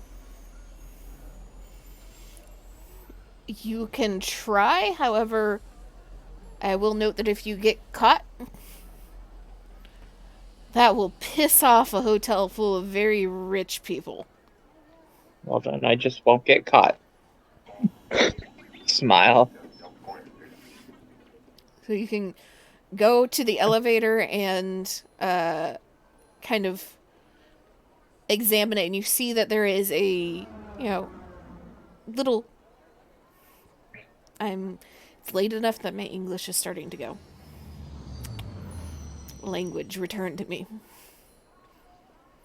There is a little fuse box type thing above the buttons for the elevator. And you kind of reach into your pocket, pull out some of your tools, and are able to pop the cover off without any issues. If you'd like to make a mechanics check at 2 purple to fuck up the elevator. So, I have stun cuffs, see?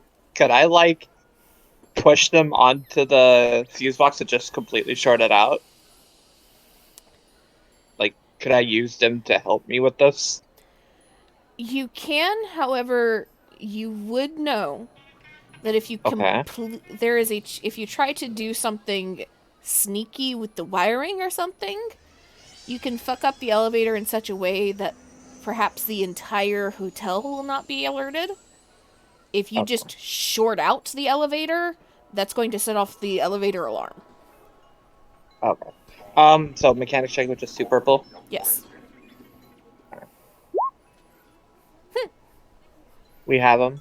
I'm gonna use them. That's what I learned from my last check.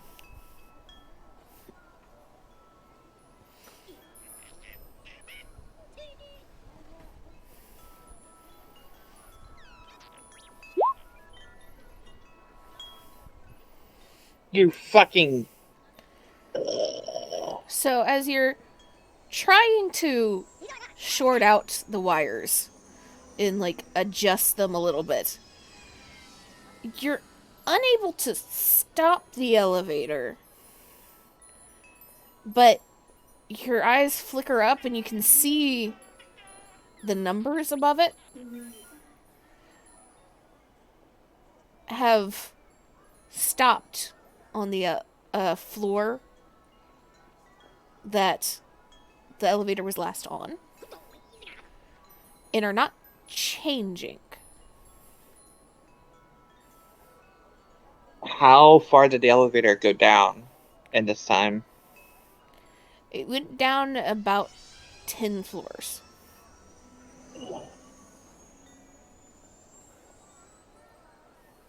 Is this the only elevator? There is another one, but it is still moving up and down. So Is it anywhere near my floor? it's a few floors above.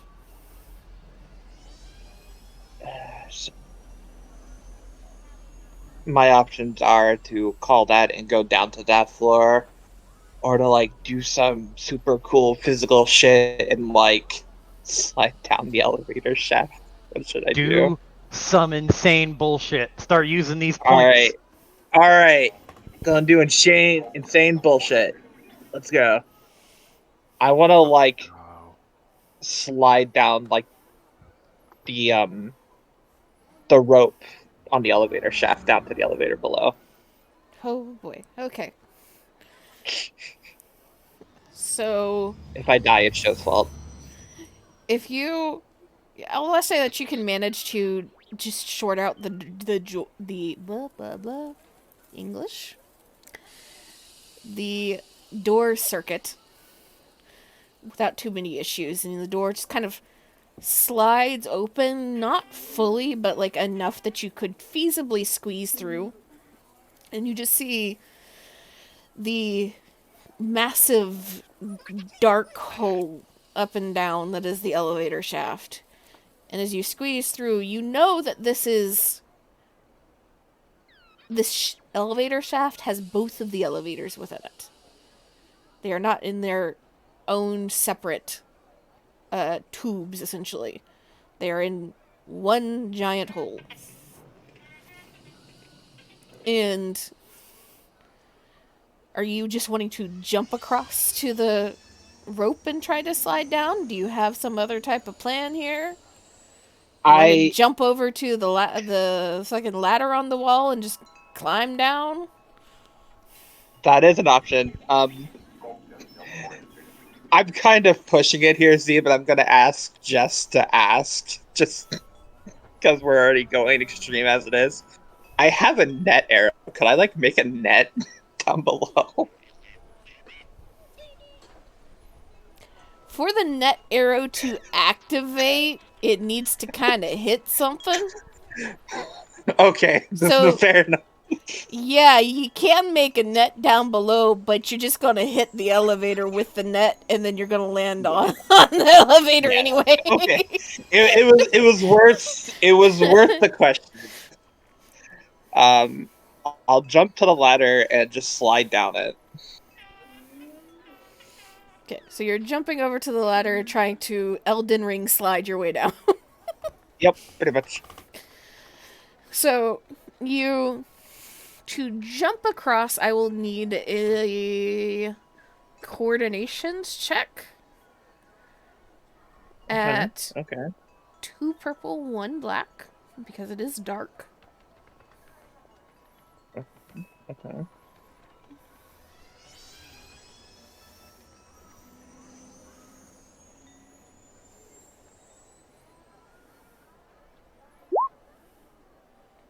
Hey, I all kinds of paths. Just for clarification, is Vialexa going down the elevator shaft? Yes. Yeah. Okay. Just want to double check for the notes. You jump across without any issue, and you take like a half second to kind of steady yourself, make sure you're nice and straight, and then you immediately like fucking feet on either side, hand on either side, start sliding down very rapidly. And you can just like feel more than see the closed doors just kind of zip by you as you go. I will need one more coordination check at that same 2 purple, 1 black. Use a point. To successfully get onto the elevator from this slide, because these ladders are a few feet away from the top of the elevator.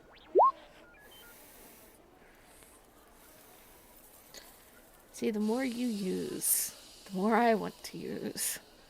I'm being told to use them. It's not my fault. It's all Joe's fault. I'm very suggestible, man. Oh shit.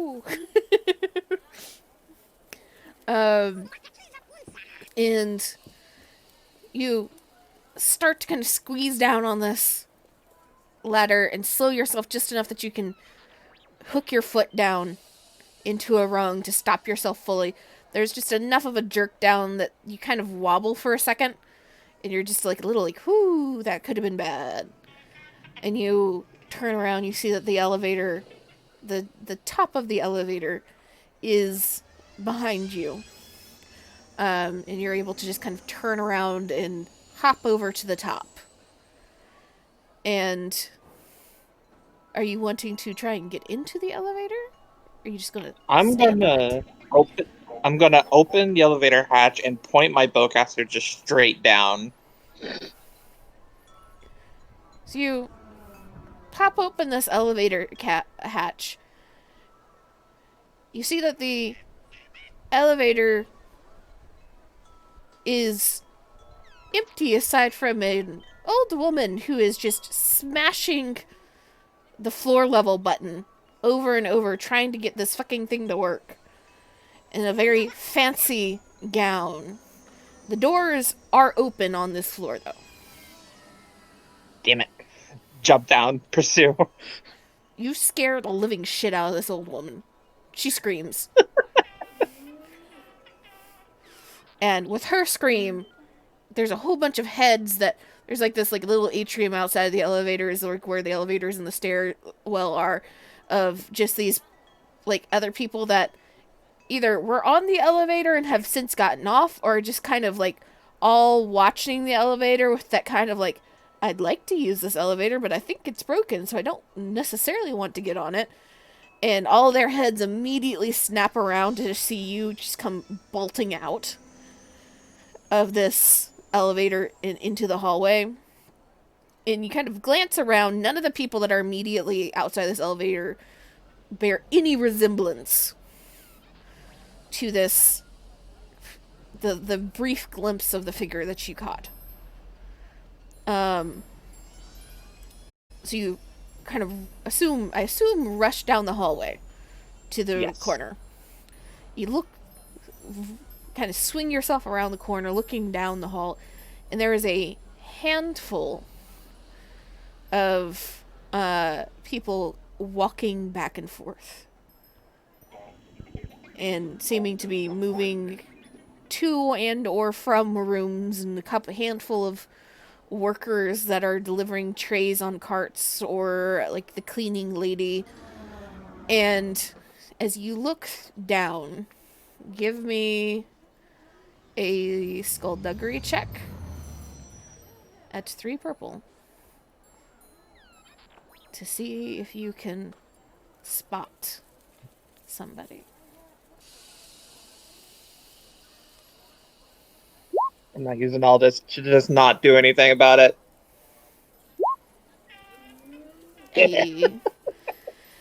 I'm sorry, I'm gonna burn through all these before anybody can use them. Oh my god. You kind of stop yourself and kind of take a breath as you're squinting down the hallway, kind of scanning each figure up and down individually, kind of taking a few slow steps down as you're continuing to look. You see about halfway down the hall a tall, thin, blonde man is seeming to enter into a room. You see him kind of fiddling with the door and open it. And you immediately peg him as that might actually be the guy. And you kind of glance past him and you see one other option. One other kind of tall, thin human or near human that is carrying a meal tray tucked under his arm. Both very similar size and shape and build. He's walking down the hall.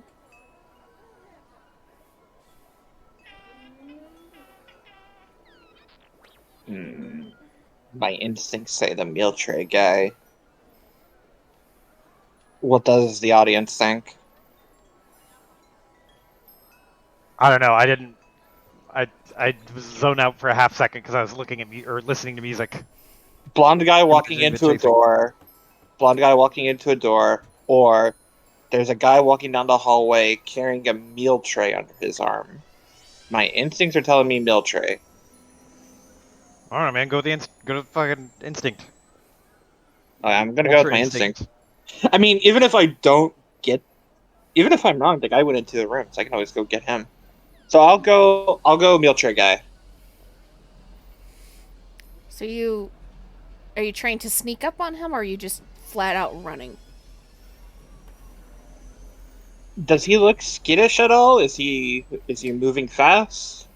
He's moving with a purpose, but you can assume that since he has like the meal tray under his arm, he's seems to be a worker of some sort, and all of them are moving with a purpose.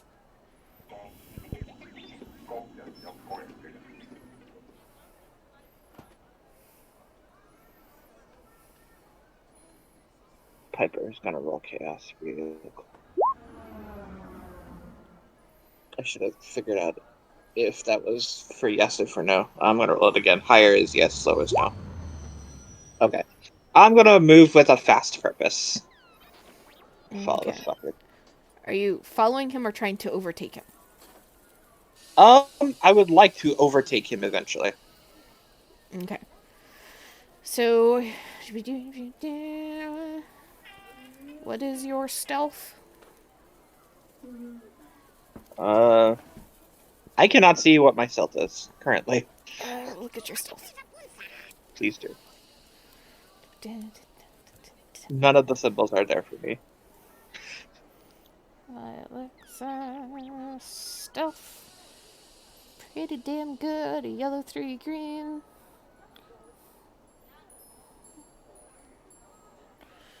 And you, my dude.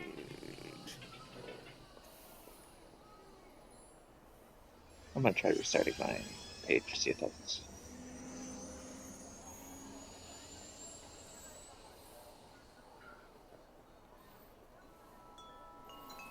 Nope, that sure didn't fix it. Let's see what this is. Gonk. So those cancel out.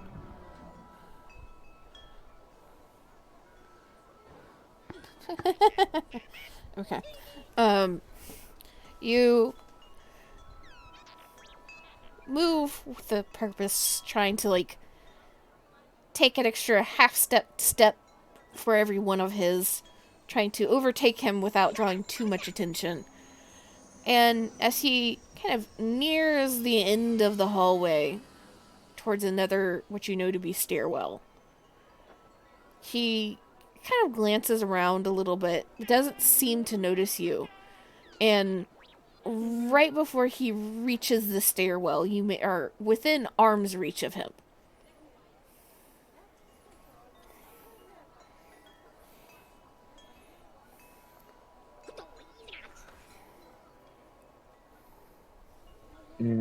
So I'm within arm's reach of Can I just throw the stun cuffs on him?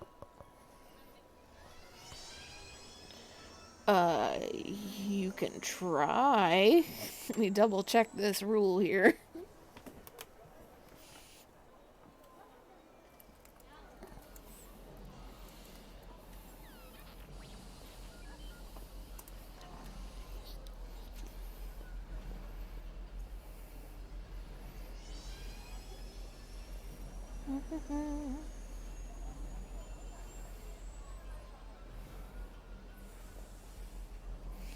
So essentially, that'll be kind of a grapple check of sorts.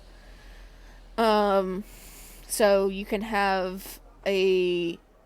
You will have to roll an opposed brawl check. Oh, I'm gonna lose that just outright. Can I just tap him on the shoulder? Sure. You tap him on the shoulder, and he just like turns around and just very much of this like, huh, and just like licks you and licks you up and down. And this is a kind of brunette, younger man. And he just kind of looks you up and down, and then there's this like, he stares a little longer than is probably appropriate, and then immediately kind of straightens up and shakes his head. Can I help you, ma'am? What's in the mail tray? And he just looks down at the tray and shows it to you. It's just a tray. There's nothing in it. It's just a tray. Oh, it's just a tray. I thought it was like one of those covered things. I like you. No, That's posh. this is the tray that's underneath that you take the plate off of. Oh, I went under the assumption that there was like something that you hide, like that could be hidden there. God damn it! So this isn't the guy then. I don't think. Wait, does he look out of breath? He looks a little flushed. You can make a Put him down. Put him down. Put him down. He's seen too much. You can do a perception or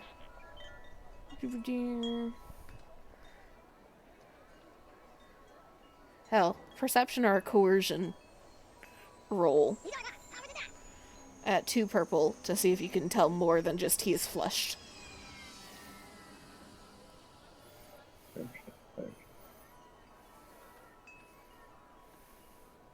What's higher, my will or my cunning?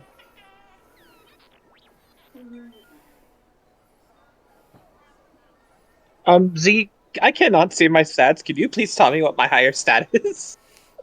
Let me see here. I'd assume it's it's cunning. Your coercion is 1 green. Your perception is 3 green. Okay, I'll roll that one. Just for clarification, here's what I see.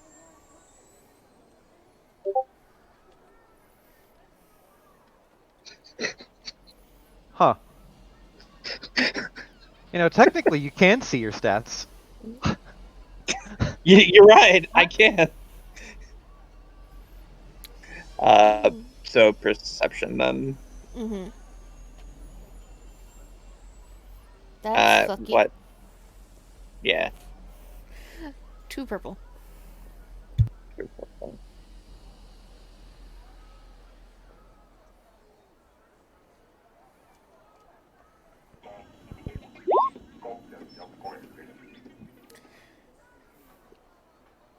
He looks... He's flush, and you're sure it's from exertion of some sort. He doesn't seem out of breath, but you don't know if that's because he is able to catch his breath really fast or if it was some sort of other exertion. You also know that he is very clearly distracted by your outfit and trying very valiantly to keep his eyes above a certain level. So that could be part of the flush as well. Okay, but he has been exerting himself. Yes. I'm gonna go all in this. Well, if you wanted to stare, you shouldn't have shut the door so fiercely.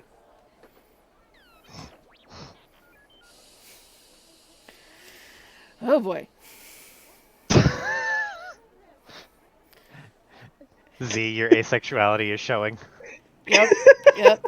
I know that I have to have characters flirt sometimes, and then I remember I have to have them flirt, and I forget that I don't do that. You don't have to actually flirt, by the way. Like, don't feel obligated to.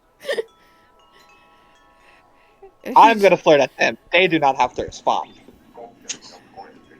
See, that doesn't help, because that's still flirting towards an asexual in some way that's just like, okay. What do? What do? Yeah, Sure. that's fine. And he just kind of blinks for a moment. And let me see here. I'm going to look at your sheet really fast so that I can figure this out. I have never seen Roll20 do that with this sheet. I've seen a lot of other fuck shit with this sheet. I have never seen it do that.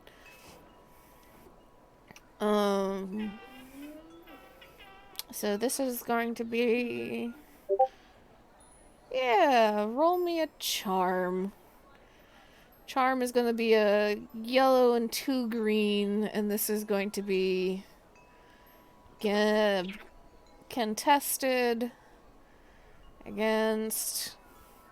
Where is your stats I'm using, sir?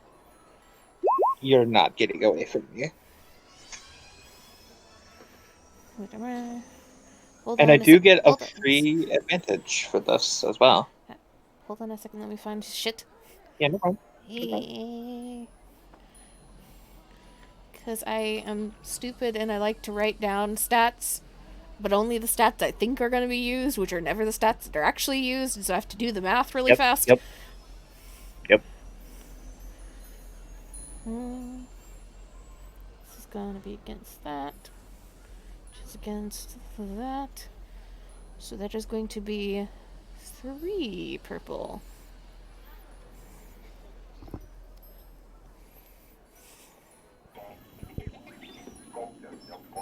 Gonk. I do get a natural advantage to this.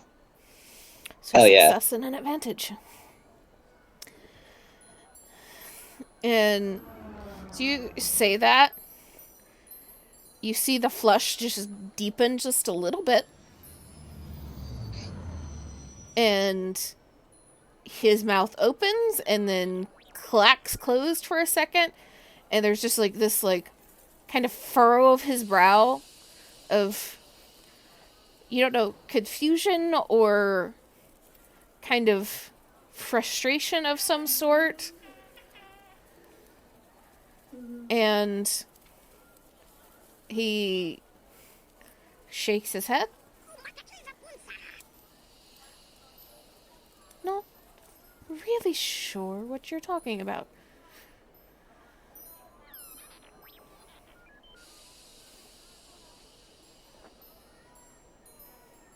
I hate it when they play annoying like this. I can never tell if they're telling the truth or not.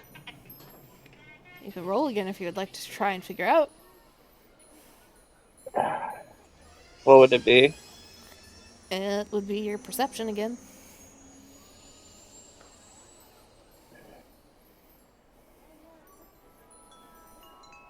What do I do? What do I do? So you're saying you didn't just run out of a room, down an elevator shaft? Well, no, that was me, but you're Down pretty out of an breath, you know. elevator shaft. And you're also out of breath. I say, lying through my teeth. And let's see here. This man just kind of tilts his head slightly. And are you still trying? Is Vilexa trying to lean full into the flirtatious, or is she trying to be intimidating, or Half and half. then roll me a Femme fatale d20? vibe right now. Well, you d20. Yes. Make my decision for me. Okay.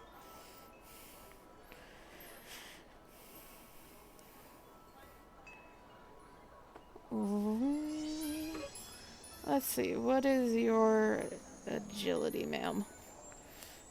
Agility is 4. No, your 4 or agility is 5. 4. Yeah, your agility is your best stat. Yeah. As you accuse him, his kind of confusion seems to go flat for a moment, and you have just enough time for one reaction as his hand immediately reaches out to snatch at your arm. Net arrow! Shoot! You are very close to him. Stun cuffs! No, wait, no. I would lose that in an instant. What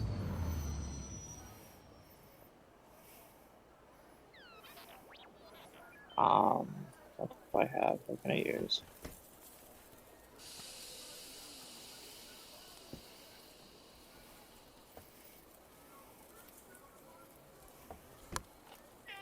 I actually think a net arrow would be my better option here.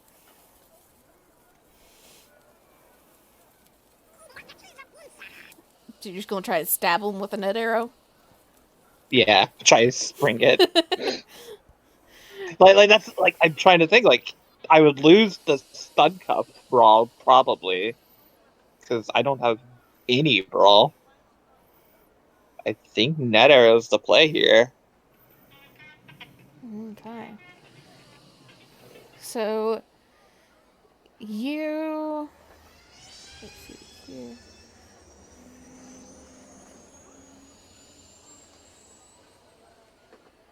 I do have a backup plan. Try what I'm going to have you do is kind of build a Okay. thing. Let me double check that you don't have something for this already.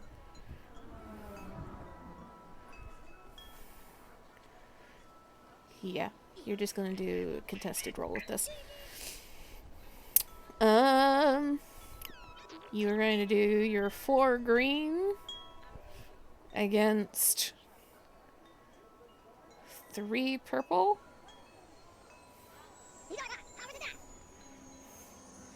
And 1 black. Do I get a blue because he's yet to act?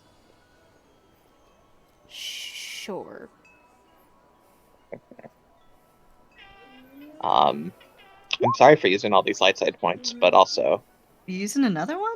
Another one? I'm burning through them. Dude, Because for the whole party. You know that, right? I think I'm about I'm to not- die. I'm not joking. Like, those are If for you the want whole to flip party. it back, by all means. I'm I just just feel like I'm saying, about to be in trouble.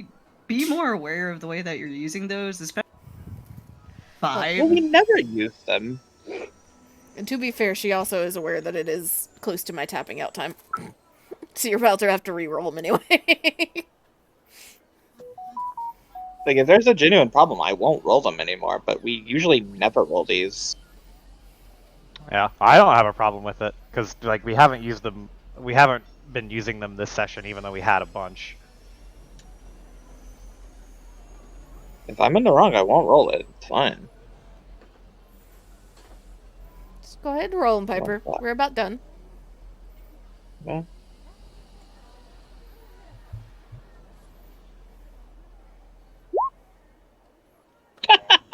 What the fuck?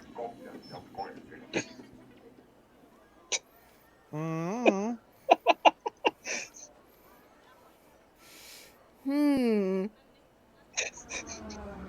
I am so advantageous right now. So advantageous, but not successful. You know what? Fuck it. The net arrow goes off, but it catches both of you. That's fine. I'll And accept that. both of you fall to the ground, just tangled. And that's where we're going to end it. As I try to figure out how to deal with that one. Okay. Shoot it. I- It explodes. Net goes over you and the guy, and it's just like, haha, I caught you. It's like, this is why the net is supposed to be shot and not stabbed 2 feet away from me. I understand now. I have learned the lesson for the future. I see this as a win. They'll just as soon as somebody can come get me out. Whenever that is. If wherever you are relative to the nearest Yeah, person. exactly. Which I think everybody's far away, so I'm gonna have to rely on some like random person. Oh. And convincing them to let you out, not him out. Oh, that'll be easy. With that being said, 5